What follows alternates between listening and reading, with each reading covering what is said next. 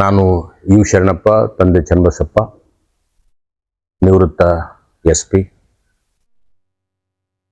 ಈಗ ನನ್ನ ಈ ಯೂಟ್ಯೂಬ್ ಮುಖಾಂತರ ಅಖಿಲ ಕರ್ನಾಟಕದಲ್ಲಿ ಶ್ರೀಗಂಧ ಬೆಳೆದಿರ್ತಕ್ಕಂಥ ಎಲ್ಲ ರೈತ ಬಾಂಧವರಿಗೆ ಒಂದು ವಿಶೇಷ ಅರಿವು ಮೂಡಿಸುವ ಕಾರ್ಯಕ್ರಮವನ್ನು ಈ ಮೂಲಕ ಮಾಡಲಿಕ್ಕೆ ನಾನು ಇಷ್ಟಪಡ್ತೀನಿ. ಈ ಶ್ರೀಗಂಧ ನಮ್ಮ ಕರ್ನಾಟಕ ರಾಜ್ಯದ ರಾಜ್ಯ ವೃಕ್ಷ. ಇದು ನಮ್ಮ ಕರ್ನಾಟಕಕ್ಕೆ ಶ್ರೀಗಂಧದ ನಾಡು ಅಂತ ಕರೀತಾರೆ.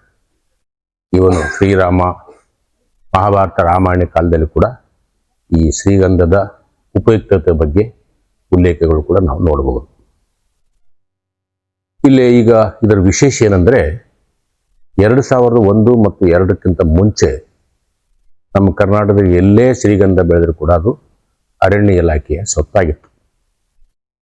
ತದನಂತರ 1916ನೇ ಇಸ್ವಿಯಲ್ಲಿ ನಾಲ್ವಡಿ ಕೃಷ್ಣರಾಜ ಒಡೆಯರು ಸ್ಥಾಪಿಸಿದಂಥ ಮೈಸೂರು ಸ್ಯಾಂಡಲ್ ಸೋಪ್ ಕಾರ್ಖಾನೆ ಈ ಒಂದು ಶ್ರೀಗಂಧದ ಎಣ್ಣೆಯ ಮುಖಾಂತರನ ತಯಾರು ಮಾಡುತ್ತೆ, ವಿಶ್ವ ಪ್ರಸಿದ್ಧಿ ಆಗಿದೆ.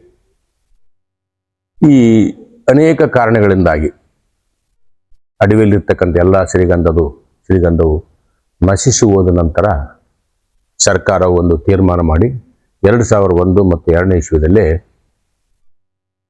ಒಂದು ಆದೇಶ ಹೊರಡಿಸಿ ಯಾವುದೇ ರೈತರು ತಮ್ಮ ಕೃಷಿ ಭೂಮಿಯಲ್ಲಿ ಅಥವಾ ಖಾಸಗಿ ಜಮೀನಿನಲ್ಲಿ ಶ್ರೀಗಂಧ ಬೆಳೆಸಬಹುದು ಮತ್ತು ಅವರೇ ಅದಕ್ಕೆ ಒಡೆಯರು ಅಂತ ಒಂದು ಆದೇಶ ಮಾಡಿತು. ಜೊತೆಗೆ ಶ್ರೀಗಂಧ ಬೆಳೆಯರಿ, ಶ್ರೀಮಂತರಾಗಿರಿ ಅಂತಕ್ಕಂಥ ಉದ್ಘೋಷ ಮಾಡಿದ ಮುಖಾಂತರ ಅನೇಕ ರೈತರು ಈಗಿನ ಒಂದು ನಾನು ನೋಡಿದ ಹಾಗೆ 100 ವರ್ಷಗಳಿಂದ ರೈತರು ಅನೇಕ ಕಷ್ಟಗಳನ್ನು ಅನುಭವಿಸ್ತಾ ಇದ್ದಾರೆ. ಅದು ಅತಿವೃಷ್ಟಿ ಆಗಿರ್ಬೋದು, ಅನಾವೃಷ್ಟಿ ಆಗಿರ್ಬೋದು, ಬೇರೆ ಬೇರೆ ಕಾರಣಗಳಾಗಿರ್ಬೋದು. ಹಾಗಾಗಿ ರೈತರು ಇದು ಶ್ರೀಗಂಧ ಬೆಳೆಯಿರಿ, ಶ್ರೀಮಂತರಾಗಿ ಅಂತಕ್ಕಂಥ ಒಂದು ವಿಷಯ ಕೇಳಿದಲೇ ಅವರಿಗೆ ಒಂದು ಆಸೆ ಹುಟ್ಟಿ ನಾವು ಬೆಳೆಸೋಣ ಮಾಡೋಣ ಅಂತೇಳಿ. ಹಾಗಾಗಿ ಇವತ್ತು ಕರ್ನಾಟಕ ರಾಜ್ಯಾದ್ಯಂತ ಸಾವಿರಾರು ಜನ ರೈತರು, ವಿಶೇಷವಾಗಿ ಮಧ್ಯಮ ವರ್ಗದವರು, ಅಂದರೆ ಈ ಮಧ್ಯಮ ವರ್ಗದವರು ಅಂದರೆ 10, 15, 20 ಎಕರೆ ಇರ್ತಕ್ಕಂಥವ್ರು ಅಥವಾ ಶ್ರೀಮಂತ ವರ್ಗದವರು ಇದನ್ನು ಬೆಳೆಸಲಿಕ್ಕೆ ಪ್ರಾರಂಭ ಮಾಡಿದರು. ಇದು ಕರ್ನಾಟಕದ ಎಲ್ಲ ಜಿಲ್ಲೆಗಳಲ್ಲಿ ಬೆಳೆದಿದೆ, ಉತ್ತರ ಕನ್ನಡ, ದಕ್ಷಿಣ ಕನ್ನಡದಲ್ಲಿ ಹೊರತುಪಡಿಸಿ. ಕಡಿಮೆ ಇರಬಹುದು, ಅಲ್ಲಿ ಗೊತ್ತಿಲ್ಲ. ಅದಾದ ನಂತರ ಈ ನಮ್ಮ ಅರಣ್ಯ ಇಲಾಖೆಯವರು ಇದಕ್ಕೊಂದು ಆದೇಶ ಹೊರಡಿಸಿದ ನಂತರ ಅವರು ಏನು ತಪ್ಪು ಮಾಡಿದಂದರೆ, ಶ್ರೀಗಂಧವು ಹೇಗೆ ಬೆಳಿಬೇಕು, ಅದಕ್ಕೆ ಬರ್ತಕ್ಕಂಥ ರೋಗಗಳೇನು, ಅದರ ಮಾರಾಟ ವ್ಯವಸ್ಥೆ ಏನು, ಅದರ ಮೌಲ್ಯವರ್ಧನೆ ಏನು ಅನ್ನುವುದರ ಬಗ್ಗೆ ಯಾವುದೇ ಮಾಹಿತಿಯನ್ನು ನಮ್ಮ ರೈತರಿಗಾಗಲಿ ಅಥವಾ ರೈತ ಸಮೂಹಕ್ಕಾಗಲಿ ಅದನ್ನು ಹಂಚ್ಕೊಳ್ಳಿ ಇದುವರೆಗೂ ಕೂಡ ಕೆಲಸ ಮಾಡಿಲ್ಲ. ಆದ್ದರಿಂದ ಏನಾಯಿತು, ಎಷ್ಟೋ ಜನ ರೈತರು ತಗೊಂಡೋದ ಸಸಿಗಳು ತಗೊಂಡೋದು ಹಾಕಿಬಿಟ್ರು. ಅದರ ಬೆಳವಣಿಗೆ ಹೇಗೆ, ಅದಕ್ಕೆ ಬರ್ತಕ್ಕಂಥ ರೋಗಗಳು ಯಾವುವು ಅನ್ನೋದ್ರ ಬಗ್ಗೆ ಹೇಳಿಲ್ಲ. ಹಾಗಾಗಿ ನಾವೇನಂದರೆ ಇದನ್ನೆಲ್ಲ ಅರ್ಥಕೊಂಡು ನಾವು ಶ್ರೀ ಕೆ ಅಮರನಾರಾಯಣ್ ನಿವೃತ್ತ IAS ಅಧಿಕಾರಿಗಳ ನೇತೃತ್ವದಲ್ಲಿ ನಾವು ಒಂದು 2021-22ನೇ ಸಾಲಿನಲ್ಲಿ ಅಖಿಲ ಕರ್ನಾಟಕ ಶ್ರೀಗಂಧ ಮತ್ತು ವನ ಕೃಷಿ ಬೆಳೆಗಾರರ ಸಂಘವನ್ನು ನಾವು ಸ್ಥಾಪನೆ ಮಾಡಿದ್ವಿ. ಇವತ್ತು ಸಾವಿರಾರು ಜನ ರೈತರು ಈ ಸಂಘದಲ್ಲಿ ನೋಂದಣಿಯಾಗಿದ್ದಾರೆ. ಅದರ ಪ್ರಯುಕ್ತವಾಗಿ ನಾವು ನಮ್ಮ ಸಂಘದ ವತಿಯಿಂದ ನಾವೆಲ್ಲ ಚರ್ಚೆ ಮಾಡಿ ವಿಜ್ಞಾನಿಗಳ ಜೊತೆಗೆ, ಪರಿಸರ ತಜ್ಞರ ಜೊತೆಗೆ, ಎಲ್ಲರ ಜೊತೆಗೆ ನಾವು ರೈತರ ಜೊತೆಗೆ ಚರ್ಚೆ ಮಾಡಿ ನಾವು ಒಂದು ಶ್ರೀಗಂಧದ ಬಗ್ಗೆ ಒಂದು ತಾಂತ್ರಿಕ ಕೈಪಿಡಿಯನ್ನು ನಾವು ತಂದಿದ್ವಿ. ಈ ತಾಂತ್ರಿಕ ಕೈಪಿಡಿಯಲ್ಲಿ ಏನಿದೆ ಅಂತಂದರೆ, ಶ್ರೀಗಂಧ ಬೆಳೆ ಯಾವ ಥರ ನಾವು ಬೆಳೆಸಬೇಕು, ಅದಕ್ಕೆ ಸ್ಪೇಸ್ ಎಷ್ಟು ಇರಬೇಕು, ಮತ್ತು ಅದರ ನೀರಿನ ನಿರ್ವಹಣೆ, ಗೊಬ್ಬರದ ನಿರ್ವಹಣೆ, ರೋಗಗಳ ನಿರ್ವಹಣೆ ಬಗ್ಗೆ ಮತ್ತು ಇದರ ಉಪಯುಕ್ತತೆ ಬಗ್ಗೆ ಕೂಡ ಇದರಲ್ಲೇ ನಾವು ಉಲ್ಲೇಖ ಮಾಡಿದ್ವಿ. ಸಾವಿರಾರು ಪ್ರತಿಗಳನ್ನು ಕೂಡ ಈಗ ಆಲ್ರೆಡಿ ನಾವು ರೈತರ ಜೊತೆ ಹಂಚ್ಕೊಂಡ್ವಿ. ಇದು ಅಲ್ಲದೆ ನಾವು 2021-22 ನಂತರ ಸುಮಾರು ಒಂದು 20 ಜಿಲ್ಲೆಗಳಲ್ಲಿ ನಾವು ಮತ್ತು ಅಧ್ಯಕ್ಷರು ಮತ್ತು ಆಯಾ ಜಿಲ್ಲೆಯಲ್ಲಿ ವ್ಯಾಪ್ತಿಯಲ್ಲಿ ಬರ್ತಕ್ಕಂಥ ಶ್ರೀಗಂಧ ಬೆಳೆಗಾರರು ನಾವು ಪ್ರವಾಸ ಮಾಡಿಬಿಟ್ಟು ಈ ರೈತರಿಗೆ ಅರಿವು ಮೂಡಿಸ್ತಕ್ಕಂಥ ಕೆಲಸ ಮಾಡಿದ್ವು. ಅರಿವು ಅಂದ್ರೇನು, ಬೆಳವಣಿಗೆ ಹೇಗಿರಬೇಕು, ಅದಕ್ಕೆ ಕಷ್ಟ ನಷ್ಟಗಳೇನು. ಉದಾಹರಣೆ ಹೇಳ್ಬೇಕಂತಂದರೆ, ಅದು ಕಾಡು ಮರ, ಅದು ಬೆಳೆದಂಗೆ ಎಲ್ಲ ಜೊತೆಗೆ ಬೆಳೆದು ಬಿಡ್ತೈತೆ. ಬಟ್ ಒಂದೇ ವ್ಯತ್ಯಾಸ ಅಂದರೆ ಅದಕ್ಕೆ ಸೂಕ್ತವಾದಂಥ ಅತಿಥಿ ಸಸ್ಯನ ಕೊಡಬೇಕು. 7 ವರ್ಷದವರೆಗೆ ಅದಕ್ಕೆ ನೀರಿನ ನಿರ್ವಹಣೆ ಅದೆಲ್ಲ ಮಾಡಬೇಕು. ಪ್ರತಿ ವರ್ಷ ಗೊಬ್ಬರ ಹಾಕಬೇಕು. ಆಮೇಲೆ ಅದಕ್ಕೆ ತಗಲ್ತಕ್ಕಂಥ ರೋಗಗಳು, ಅದ್ರ ಜೊತೆಗೆ ಅದಕ್ಕೆ ಇನ್ನೂ ನಮ್ಮ ಕಡೆಗೆ ಅದು ಇನ್ನು ಯಾವುದೇ ಅಷ್ಟು ಗಂಭೀರವಾದಂಥ ಕಾಯಿಲೆ ನಾವು ಕಂಡು ಬಂದಿಲ್ಲ. ಆದರೂ ಕೂಡ ನಾವು ಅದಕ್ಕೆ ಸ್ಟೆಮ್ ಬರರ್ ಅಂತ ಬರ್ತೈತೆ, ಒಂದು ತೂತು ಹಾಕ್ಬಿಟ್ಟು ಆ ಹುಳ ಒಳಗಿರ್ತಕ್ಕಂಥ ಚೀಗನ್ನು ತಿಂದಾಕ್ಬಿಡುತ್ತೆ. ಇದ್ರ ಬಗ್ಗೆ ಏನು ಕೈ ಕೇಳಬೇಕು ಅನ್ನೋದ್ರ ಬಗ್ಗೆ ನಾವು ಸಮಗ್ರವಾಗಿ ಇದರಲ್ಲೇ ಚರ್ಚೆ ಮಾಡಿದ್ವಿ.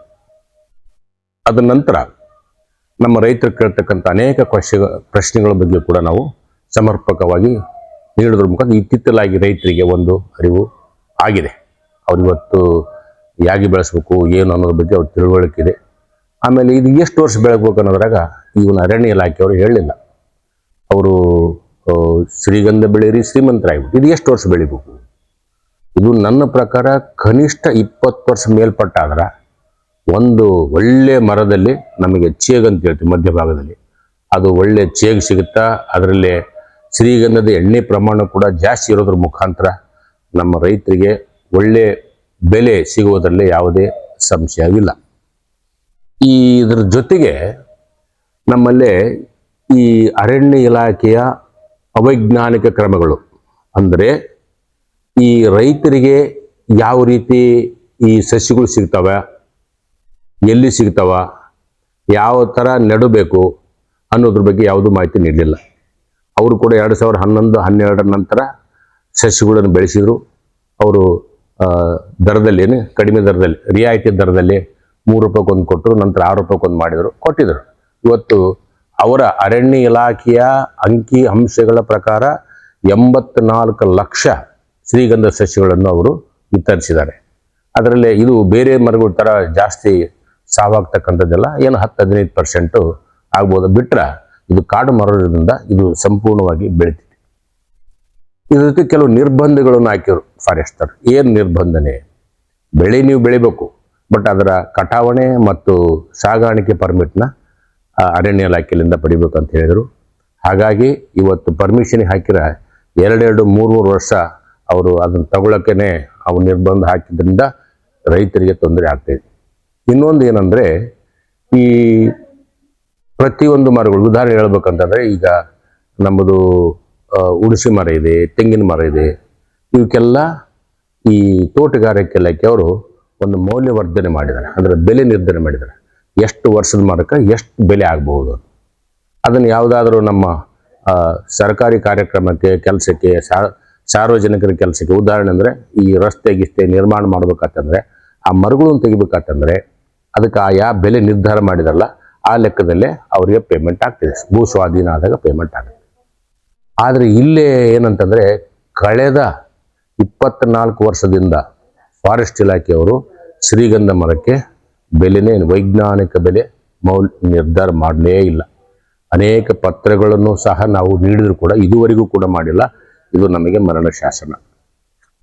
ಎರಡನೇದಾಗಿ ಈ ಒಬ್ಬ ವ್ಯಕ್ತಿ ತನ್ನ ಬಳಿ 4 kg ಶ್ರೀಗಂಧ ಇಟ್ಕೋಬೋದು ಮತ್ತು 100 ಗ್ರಾಮು ಶ್ರೀಗಂಧದ ಎಣ್ಣೆಯನ್ನು ತನ್ನಲ್ಲಿ ಇಟ್ಕೊಳ್ಬೋದು ಅಂಥೇಳಿ ಈ ಒಂದು ಕಾನೂನಲ್ಲಿ ನಿರ್ಬಂಧ ಮಾಡಿದರು. ಕರ್ನಾಟಕ ಫಾರೆಸ್ಟ್ ಆಕ್ಟ್ 1963 ಪ್ರಕಾರ ನಿರ್ಬಂಧನೆ ಹಾಕಿದರು. ಇದರಲ್ಲಿ ಏನಾಯಿತು, 4 kg ಅಂದರೆ ಯಾವುದು? ಒಂದು ಮರ ಬೆಳಿತಂದ್ರೆ ಒಂದು 15-16 ವರ್ಷದ ಮರ ಅಂತಂದರೆ ಸುಮಾರು 106 kg ಆಗುತ್ತೆ. ಅದು ಬೇರ್ಲಿಂದ ಹಿಡಿದು ಕೊನೆವರೆಗೆ ನಾವು ಅದನ್ನು ಬಿಟ್ಬಿಡೋಣ, ಯಾವುದು ಎಲೆಗಳು ಬೇಡ. ಉಳಿಕೆದ ಚಿಕ್ಕ ಚಿಕ್ಕ ಪಾರ್ಟ್ ಆಗಲಿ ಪ್ರತಿಯೊಂದು ಪಾರ್ಟು ಉಪಯೋಗಕ್ಕೆ ಬರ್ತೈತೆ.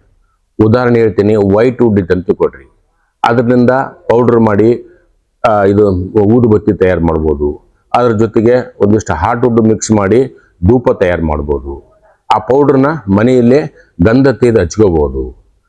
ಟೊಂಗಿಗಳು ಬರ್ತಾವ, ಅದನ್ನು ಫ್ರೀ ಮಾಡಿದಂದರೆ ಈ ಹೋಮ ಹವನಕ್ಕಾಗಿ ಅನೇಕ ದೇವಸ್ಥಾನಗಳಲ್ಲಿ ಅದನ್ನು ಬಳಕೆ ಮಾಡ್ಬೋದು. ಈ ರೀತಿಯಾಗಿ ಎಲ್ಲ ಭಾಗಗಳನ್ನು ಮಾರಾಟ ಮಾಡೋದ್ರಿಂದ ರೈತರಿಗೆ ಒಂದು 50% ಅವನಿಗೆ ಲಾಭ ಸಿಗುತ್ತಾ, ಅವನಿಗೆ ಒಳ್ಳೆಯದಾಗುತ್ತೆ. ಆದರೆ ಇಲಾಖೆಯವರು ಏನು ಮಾಡಿದರು, ಕೇವಲ 4 kg ಮಾತ್ರ ಉಪಯೋಗ. 4 kg ಅಂದರೆ ಯಾವುದು? ನಮ್ಮ ಪ್ರಕಾರ ಚೇಗ್ ಅಂತ ಇಟ್ಕೊಳ್ಳೋಣ. ಚೇಗ್ 4 kg. ಉಳಿಕೆದ ಭಾಗ ಏನು ಮಾಡಬೇಕು? ಅರಣ್ಯ ಇಲಾಖೆ ಆಗಲಿ, Karnataka Mysuru sandal soap factory ಆಗಲಿ, ಅಥವಾ ಕರಕುಶಲ ನಿಗಮ ಯಾರೂ ಕೂಡ ಹಾರ್ಟ್ ಬಿಟ್ರೆ ಬೇರೆ ಪಾರ್ಟ್ಗಳನ್ನ ಖರೀದಿ ಮಾಡಲ್ಲ. ಒಂದು ವೇಳೆ KSBಯಲ್ಲಿ ಖರೀದಿ ಮಾಡ್ತಾರಂದ್ರೆ ಅದಕ್ಕೆ ಸಣ್ಣ ಬೆಲೆ ಕೊಡ್ತಾರೆ, ಅಂದರೆ ಹಾರ್ಟ್ ವುಡ್ ಕೊಟ್ಟಂಗೆ ಕೊಡಲ್ಲ ಅವ್ರಿಗೆ. ಇದನ್ನ ಶ್ರೀಗಂಧನ 18 ನಮೂನೆಯಲ್ಲಿ ಕ್ಲಾಸಿಫಿಕೇಶನ್ ಮಾಡೋದ್ರಿಂದ, ಇದರಲ್ಲಿ ಅವೈಜ್ಞಾನಿಕ ಕ್ಲಾಸಿಫಿಕೇಶನ್ ಆಗಿರೋದ್ರಿಂದ ಇದು ರೈತರಿಗೆ ತುಂಬ ಹಾನಿ ಆಯಿತು. ಇದ್ರ ಬಗ್ಗೆ ನಾವು KSBಯಲ್ಲಿ ಫಾರೆಸ್ಟ್ ಇಲಾಖೆಗೆ ಅನೇಕ ಪತ್ರಗಳನ್ನು ನಮ್ಮ ಅಧ್ಯಕ್ಷರು ಪತ್ರ ಬರೆದು ಅವ್ರ ಗಮನಕ್ಕೆ ತಂದರೂ ಕೂಡ ಇವತ್ತಿನವರೆಗೂ ಇದನ್ನು ಸರಿಪಡಿಸಿರುವುದಿಲ್ಲ. ಇದು ಒಂದು ದುರಂತ ಅಂತ ಹೇಳ್ಬೋದು. ಈ ಒಂದು ಕತರಾವಣೆ ಮತ್ತು ಸಾಗಾಣಿಕೆ, ಎರಡನೇದು ಮೌಲ್ಯ ನಿರ್ಧಾರ ಮಾಡದೇ ಇರ್ತಕ್ಕಂಥದ್ದು, ಮೂರನೇದು 4 kg ಅಂದರೆ ಯಾವುದು ಅಂತಕ್ಕಂಥದ್ದನ್ನ ನಮ್ಮ ರೈತರಿಗೆ ಒಂದು ಲಿಖಿತ ಮುಖಾಂತರ ನಮಗೆ ತಿಳಿಸ್ಬಿಟ್ರೆ ಈಗಾಗಲೇ ಹೇಳಿದ ಹಾಗೆ ಇದನ್ನು ಬೇರೆ ಬೇರೆ ರೀತಿಯಲ್ಲಿ ನಾವು ಮಾರಾಟ ಮಾಡಿ ರೈತರಿಗೆ ಅನುಕೂಲ ಮಾಡಬಹುದು ಅನ್ನೋದನ್ನ ಹೇಳಿದ್ವಿ. ಈ 3 ವಿಷಯಗಳಲ್ಲಿ ಅರಣ್ಯ ಇಲಾಖೆಯು ಸಂಪೂರ್ಣವಾಗಿ ವಿಫಲವಾಗಿದೆ. ಅದರ ನಂತರ ಇದೆಲ್ಲ ಆದ ನಂತರ 6-7 ವರ್ಷ ಆದ ನಂತರ ಪ್ರಮುಖವಾದ ಗಂಡಾಂತರ ಶ್ರೀಗಂಧ ಬೆಳೆಗೆ ಅಂತಂದ್ರೆ ಕಳ್ತನ. ಸೊ ಅದು ಕಳ್ತನ ಅಂತಕ್ಕಂಥದ್ದೇನು ಇವತ್ತಿನಲ್ಲ, ಎಲ್ಲ ಕಾಲಕ್ಕೆ ಇದು ಕಳ್ತನ ಬಗ್ಗೆ ನಾವು ಕೇಳ್ತಾ ಇದ್ವಿ. DC ಮನೆಗೆ ಹೋಯ್ತು, SP ಮನೆಗೆ ಹೋಯ್ತು, ಇವನ್ ಗವರ್ನರ್ ವಿಧಾನಸೌಧ ಹತ್ರ ಕಳ್ತನ ಆಯ್ತು ಅಂತ ಎಲ್ಲ ಕೇಳ್ತಾ ಇದ್ವಿ. ಶ್ರೀಗಂಧ ಮರಕ್ಕೆ ಏನಂದ್ರೆ ಕಳ್ತನದ ದೊಡ್ಡ ಭಾರಿ ಸಂಕಷ್ಟ ಉಂಟು. ಅದು ಯಾವಾಗ ಸ್ಟಾರ್ಟ್ ಆಗುತ್ತಾ? ಶ್ರೀಗಂಧ ಮರವು ಸುಮಾರು 6-7 ವರ್ಷದ ನಂತರ ಒಂದು ಸೈಜ್ ಬಂದ ತಕ್ಷಣ ಅವರು ಕಳ್ಳರಿಗೆ ಅದು ಕಂಡು ಬೀಳ್ತೈತೆ, ಅದನ್ನ ಕಳ್ತನ ಮಾಡ್ತಾರೆ. ಇದರಲ್ಲಿ 2 ಥರ ಇದೆ ಕಳ್ತನ ಅಂದ್ರೆ ಒಂದು ಕತ್ತರಿಸ್ತಾರ, ಅದ್ರಾಗ ಚೇಗಿತ್ತಪ್ಪ ಅಂದ್ರೆ ಮಾತ್ರ ಅದನ್ನು ತಗೊಂಡು ಹೋಗ್ತಾರೆ, ಆ ಪಾರ್ಟ್ ಮಾತ್ರ ಭೂಮಿ ಮೇಲಿಂದ ಮತ್ತು ಇದ್ರ ಮಾತ್ರ. ಒಂದು ವೇಳೆ ಚೇಗಿ ಇದಿಯಾಗಿಲ್ಲ ಅನ್ನಕ ಅವರು ಒಂದು ಗರಗಸೆ ತಗೊಂಡು ಕೊಯ್ದುಬಿಟ್ಟು ಸ್ಮೆಲ್ ನೋಡ್ತಾರೆ ಆ ಪೌಡ್ರದ್ದು. ಅದಿರ್ಲಿಲ್ಲ ಅಂದ್ರೆ ಆ ಥರ 10 ಮರ ಕಳು ಮಾಡ್ತಂದ್ರೆ 50 ಮರನ ಈ ಥರ ಡ್ಯಾಮೇಜ್ ಮಾಡಿ ಬಿಟ್ಟು ಹೋಗ್ಬಿಡ್ತಾರೆ. ಇದು ರೈತರಿಗೆ ತುಂಬ ನಷ್ಟ ಉಂಟಾಯಿತು. ಇದ್ರ ಬಗ್ಗೆ ಈಗ ಕಳ್ತನ ಆಯಿತು, ಕಳ್ತನ ಆದಮೇಲೆ ಕೇಸ್ ರಿಜಿಸ್ಟರ್ ಆಗ್ಬೇಕಲ್ಲ. ಈ ಕರ್ನಾಟಕ ಅರಣ್ಯ ಕಾಯ್ದೆ 1963 ಕಲಂ 86 ಪ್ರಕಾರ ಇದು ಅಪರಾಧ, ಶಿಕ್ಷಾರ್ಹ ಅಪರಾಧ. ಇದಕ್ಕೆ 10 ವರ್ಷ ಶಿಕ್ಷೆ ಇದೆ. ಅಂದರೆ ಸಂಜ್ಞೇಯ ಅಪರಾಧ. ಇದು ಸಂಜ್ಞೇಯ ಅಪರಾಧ ಇರೋದ್ರಿಂದ ಇದನ್ನ ಕಂಪಲ್ಸರಿ ಆಗಿ ಪೊಲೀಸ್ ಇಲಾಖೆಯವರು ಕೇಸ್ ರಿಜಿಸ್ಟರ್ ಮಾಡಬೇಕು ಮತ್ತು ತನಿಖೆ ಮಾಡಬೇಕು. ಸುಮಾರು ನಮ್ಮ ಸಂಘ ಹುಟ್ಟೋದಕ್ಕಿಂತ ಮುಂಚೆ ಈ ರೀತಿ 100 ಪ್ರಕರಣಗಳು, ಕಳ್ಳತನ ಪ್ರಕರಣಗಳು ವರದಿಯಾದರೂ ಸಹ ಫಾರೆಸ್ಟ್ ಇಲಾಖೆ ಆಗಲಿ ಅಥವಾ ಪೊಲೀಸ್ ಇಲಾಖೆ ಆಗಲಿ ಇದನ್ನ FIR ಮಾಡಲಿಲ್ಲ, ತನಿಖೆ ಮಾಡಲಿಲ್ಲ. ಯಾಕಂದ್ರೆ ನಮ್ಮ ಜನನು ಅದಕ್ಕೆ ಹೊಂದಿಕೊಂಡಿಲ್ಲ, ಜನರಿಗೆ ಗೊತ್ತಿರಲಿಲ್ಲ. ರೈತರಂದ್ರೆ ಪೊಲೀಸರನ್ನ ಎದುರ್ತಾರ, ಆಮೇಲೆ ಅರಣ್ಯ ಇಲಾಖೆ ಹೋದ್ರ ನಮಗೆ ಬರಲ್ಲ ಅಂತ ಹೇಳ್ತಾರೆ. ಹೀಗಾಗಿ ಪೊಲೀಸ್ ಇಲಾಖೆಗೆ ಹೋದ್ರ ಇದು ನಮ್ಮದಲ್ಲ, ಫಾರೆಸ್ಟ್ಗೆ ಹೋಗಂತಂದ್ರು. ಫಾರೆಸ್ಟ್ಗೆ ಹೋದ್ರ ಇದು ನಮಗೆ ಬರಲ್ಲ, ಪೊಲೀಸ್ ಇಲಾಖೆ ಹೋಗಂತಂದ್ರು. ಒಬ್ಬ ರೈತ ತನ್ನ ಎಲ್ಲ ಕೆಲಸಗಳನ್ನು ಬಿಟ್ಟು ಈ ರೀತಿ ಅಲಿದಾಡೋದ್ರಿಂದ ಎಷ್ಟೋ ಪ್ರಕರಣಗಳು ದಾಖಲೆ ಆಗಲಿಲ್ಲ. ಆದ ನಂತರ ನಾವು ನಮ್ಮ ಸಂಘ ಮುಖಾಂತರ ಮಾನ್ಯ DGP ರವರಿಗೆ ನಾವು ಮನವಿ ಮಾಡಿದ್ವಿ. ಸುಮಾರು 1 ವರ್ಷದ ನಿರಂತರ ಪ್ರಯತ್ನದಿಂದಾಗಿ 2/6/2025 ಈಗಿನ DGP ಅವರಾದಂಥ ಶ್ರೀಮಾನ್ ಸಲೀಂ ಸಾಹೇಬರು ಒಂದು ಸುತ್ತೋಲೆ ಹೊರಡಿಸಿದರು. ಏನಂದ್ರೆ ಯಾವುದೇ ಶ್ರೀಗಂಧ ಮರ ಕಳ್ಳತನದ ದೂರು ಬಂದರೆ ತಕ್ಷಣ FIR ಮಾಡಿ ತನಿಖೆ ಕೈಗೊಳ್ಳಿ ಅಂತ ಹೇಳಿದರು. ಇತ್ತಿತ್ತಲಾಗಿ ಎಲ್ಲರೂ ಆ ಒಂದು ನಿಟ್ಟಿನಲ್ಲಿ ಪೊಲೀಸ್ ಇಲಾಖೆಯಲ್ಲಿ ತನಿಖೆ ಕೇಸ್ ರಿಜಿಸ್ಟರ್ ಮಾಡ್ತಾ ಇದ್ದಾರೆ. ಒಂದು ವೇಳೆ ಮಾಡಲಿಲ್ಲ, ಏನಾದರೂ ನೆವ ಹೇಳಿದ್ರಪ್ಪ ಅಂತಂದರೆ ಆ ರೈತರು ನನಗೆ ಫೋನ್ ಮಾಡಿದಾಗ ನಾನು ಅವ್ರ ಜೊತೆಗೆ ಮಾತಾಡಿ FIR ಮಾಡ್ತಾ ಇದ್ದೀನಿ. ಇವತ್ತಿನವರೆಗೆ ಏನು ಮಾಡ್ತಾ ಇದ್ದಾರೆ ಪೊಲೀಸ್ ಇಲಾಖೆ ಅಂತಂದರೆ, ಈ ಥರ ಸ್ವತ್ತಿನ ಪ್ರಕರಣಗಳು, ಇದೆಲ್ಲ ಸ್ವತ್ತಿನ ಪ್ರಕರಣಗಳು ಅಂತೀವಿ. ಇಂಥ ಕಳ್ಳತನ ಪ್ರಕರಣಗಳು ಬಂದ ತಕ್ಷಣ ನಮ್ಮ ರೈತರು ಹೋದಾಗ ಅಲ್ಲಿ ಸಬ್ ಇನ್ಸ್ಪೆಕ್ಟ್ರು ಅಥವಾ ಇನ್ಸ್ಪೆಕ್ಟ್ರು ಇರಲ್ಲ. ಅಲ್ಲಿ ಇರ್ತಕ್ಕಂಥ ಹೆಡ್ ಕಾನ್ಸ್ಟೇಬಲ್ ಆಗಲಿ ES ಆಗಲಿ ಕಾನೂನು ಪ್ರಕಾರ ಕೇಸ್ ರಿಜಿಸ್ಟರ್ ಮಾಡಬೇಕು. ಹೋದ ತಕ್ಷಣ, ಯಾಕಂದ್ರೆ 24 hours ಒಬ್ರು ಹೆಡ್ ಕಾನ್ಸ್ಟೇಬಲ್ ಇರ್ತಾರೆ ಅಥವಾ ESI ಇರ್ತಾರೆ, ಅಲ್ಲಿ ಅವ್ರು SHO ಇರ್ತಾರೆ. ಅವ್ರು PSI ಅವರಿದ್ದಾಗ ಅವ್ರು ಮಾಡ್ಕೊತಾರೆ. ಒಂದು ವೇಳೆ ಅವ್ರು ಯಾರು ಇಲ್ಲ ಅಂದರೆ ಇವ್ರು ಕಂಪಲ್ಸರಿ ಮಾಡಬೇಕು. ಇವ್ರಿಗೆ FIR ಮಾಡ್ತಕ್ಕಂಥ ಅಧಿಕಾರ ಇವ್ರಿಗಿದೆ. ಇದನ್ನು ಇವರು ಮಾಡಲ್ಲ. ಇಲ್ಲ ಸಾಹೇಬ್ರಿಲ್ಲ, ನಾಳೆಗೆ ಬರ್ರಿ, ನಾಡದು ಬರ್ರಿ ಅಂತೇಳಿ ಓಡಿಸಾಡ್ಬಿಡ್ತಾರೆ. ಅಥವಾ ನಾವು ಅವರು ಕ್ರೈಮ್ ಸಿಬ್ಬಂದಿ ಇರ್ತಾರೆ, ಯಾರು ಹೋಗಿ ಇಮಿಡಿಯೇಟಾಗಿ ಹೋಗಿ ಹೊಲಕ್ಕೆ ವಿಸಿಟ್ ಮಾಡಿಬಿಡ್ತಾರೆ. ವಿಸಿಟ್ ಮಾಡಿ ಆಯ್ತು ರೀ, ನಿಮ್ಮ ಕೇಸ್ ನಾವು ಪತ್ತೆ ಮಾಡ್ತೀವಿ, ನೀವೇನು ತಲೆ ಕೆಡಿಸ್ಬೇಡ ಅಂತ ಹೇಳಿ ಬಂದ್ಬಿಡ್ತಾರೆ, FIR ಮಾಡಲ್ಲ. ಇದು ಯಾಕೆ ಮಾಡ್ತಾರೆ ಈ ಕೆಲಸ ಅಂತಂದರೆ, FIR ಮಾಡಬೇಕು, ತನಿಖೆ ಮಾಡಬೇಕು ಅಂತಕ್ಕಂಥದ್ದನ್ನು ಬೇಡ ಅನ್ನೋ ರೀತಿಯಲ್ಲಿ ಪೊಲೀಸ್ ಇಲಾಖೆಯವರು ಈ ಥರ ಜನರಿಗೆ ಮೋಸ ಮಾಡ್ತಾಯಿದ್ದಾರೆ. ಇದು ಮಾಡ್ಬೋದು, ತಪ್ಪಿದು. ಪ್ರತಿಯೊಬ್ಬರು ಕೇಸ್ ರಿಜಿಸ್ಟರ್ ಮಾಡಲೇಬೇಕು. ಯಾಕಂದರೆ ಇದು ಸಂಜ್ಞೇಯ ಅಪರಾಧ. ಸಂಜ್ಞೇಯದ ಅಪರಾಧ ಇರೋದ್ರಿಂದ ಕಂಪಲ್ಸರಿ FIR ಮಾಡಬೇಕು ಮತ್ತು ಸೂಕ್ತ ತನಿಖೆ ಮಾಡಬೇಕು. ಸೂಕ್ತ ತನಿಖೆ ಅಂದರೆ ಅದನ್ನು ಈ FIR ಮಾಡೋದ್ರ ಬಗ್ಗೆ ಕಾನೂನಿದೆ, ತನಿಖೆ ಮಾಡೋದ್ರ ಬಗ್ಗೆ ಯಾವ ಅಧಿಕಾರ ಇದೆ ಅಂತಕ್ಕಂಥದ್ದು ಹೊಸ ಕಾನೂನು ಬಂದಿದೆ. ಈಗ ಮೊದಲು 1860 ಇತ್ತದು, 1860 ಇಸ್ವಿಯಲ್ಲಿ ಆಗತಕ್ಕಂಥ IPC ಪ್ರಕಾರ ನಾವು ಮಾಡ್ತಾ ಇದ್ವಿ. ಬಟ್ ಈಗ 2023 ಜುಲೈಲಿಂದ ಹೊಸ ಕಾನೂನು ಬಂದು 3 ಕಾನೂನುಗಳು ಹೊಸವಾದವು. ಏನಂದ್ರೆ ಭಾರತೀಯ ನ್ಯಾಯ ಸಂಹಿತೆ BNS ಅಂದ್ರೆ ಆವಾಗಿನ IPC BNS ಅಂತ ಹೇಳ್ತೀವಿ, BNSS ಅಂತ ಹೇಳ್ತೀವಿ. ಆಮೇಲೆ ಭಾರತೀಯ ಸಾಕ್ಷ್ಯ BSA ಅಂತ. ಈ 3 ಕಾನೂನುಗಳಲ್ಲಿ ಈ BNS ಪ್ರಕಾರ ಯಾವ ಸೆಕ್ಷನ್ ಬರ್ತಾನೋ ಸೆಕ್ಷನ್ ಹಾಕ್ತೀವಿ. BNSS ಪ್ರಕಾರ ಈ ಪೊಲೀಸ್ ಇಲಾಖೆಗೆ ಅಧಿಕಾರ ಏನಿದೆ ಅಂತ ಸಂಪೂರ್ಣವಾಗಿ ಬರೆದಿದ್ದಾರೆ. ಯಾವ್ಯಾವ ಇದರ ಪ್ರಕಾರ ಅವರು ತನಿಖೆ ಮಾಡೋ ಅಧಿಕಾರ ಇದೆ ಅನ್ನೋದ್ರ ಬಗ್ಗೆ ಅದು ಬರೆದಿದೆ. ತನಿಖೆ ಯಾರಿಗೆ ಅಧಿಕಾರ ಇದೆ, ಉದಾಹರಣೆ ನಾವು ಪೊಲೀಸ್ ಸಬ್ ಇನ್ಸ್ಪೆಕ್ಟರ್ಗೆ SHO ಅಂತ ಹೇಳ್ತೀವಿ, SHO of the police station, ಅಥವಾ ಅರಣ್ಯ ಇಲಾಖೆ RF ಮೇಲ್ಪಟ್ಟು. ಈ ಅರಣ್ಯ ಇಲಾಖೆಯಲ್ಲಿ ಅನೇಕ ವರ್ಷಗಳಿಂದ RF ಕೆಳಗಡೆ FIR ಮಾಡಿ ಎಷ್ಟೋ ಕೇಸ್ಗಳು ಕ್ರ್ಯಾಶ್ ಆಗಿಬಿಟ್ಟು ಹೈಕೋರ್ಟ್ನಲ್ಲಿ. ಅಷ್ಟು ಅರಣ್ಯ ಇಲಾಖೆ ಇವತ್ತು ತಾತ್ಸಾರ ತೊಳೆದಿದ್ದು ಇದು ಅವ್ರ ಗಮನ ಕೂಡ ನಾವು ತಂದಿದ್ವಿ. ಅದೇ ರೀತಿ ಇದೇ ಸೆಕ್ಷನ್, ಇದೇ ಒಂದು BNSS ಪ್ರಕಾರನೇ CBI ಇನ್ವೆಸ್ಟಿಗೇಷನ್ ಮಾಡ್ತಾರ, ED ಇನ್ವೆಸ್ಟಿಗೇಷನ್ ಮಾಡ್ತಾರ, NI ಇನ್ವೆಸ್ಟಿಗೇಷನ್ ಮಾಡ್ತಾರ, CID ಇನ್ವೆಸ್ಟಿಗೇಷನ್ ಮಾಡ್ತಾರ, ಎಲ್ಲರೂ ಇನ್ವೆಸ್ಟಿಗೇಷನ್ ಮಾಡ್ತಾರೆ. ಸೊ ಆದರೆ ನಮ್ಮಲ್ಲೇ ನಮ್ಮ ರಾಜ್ಯ ಪೊಲೀಸ್ ಇಲಾಖೆಯಲ್ಲಿ ಈ ಶ್ರೀಗಂಧ ಕೇಸುಗಳಂದ ತಕ್ಷಣ ತುಂಬ ತಾತ್ಸಾರ ಮಾಡ್ತಾ ಇದ್ದಾರೆ. ಇದು ಸರಿಯಲ್ಲ. ಮೊದಲನೇದಾಗಿ ಸ್ವತ್ತಿನ ಪ್ರಕರಣಗಳಲ್ಲಿ ನಮ್ಮ ಒಂದು ಕರ್ನಾಟಕದ ಪೊಲೀಸ್ ಇಲಾಖೆಯಲ್ಲಿರ್ತಕ್ಕಂಥ ಅಂಕಿ ಸಂಖ್ಯೆಗಳನ್ನು ನೋಡಲಾಗಿ ಈ ಸಪೋಸ್ ಒಂದು 100 ಕೇಸ್ ರಿಜಿಸ್ಟರ್ ಆಗ್ಯಾವಂತಂದ್ರೆ ಒಂದು 20-25 ಕೇಸ್ಗಳು ಮಾತ್ರ ಡಿಟೆಕ್ಷನ್ ಆಗ್ತವೆ.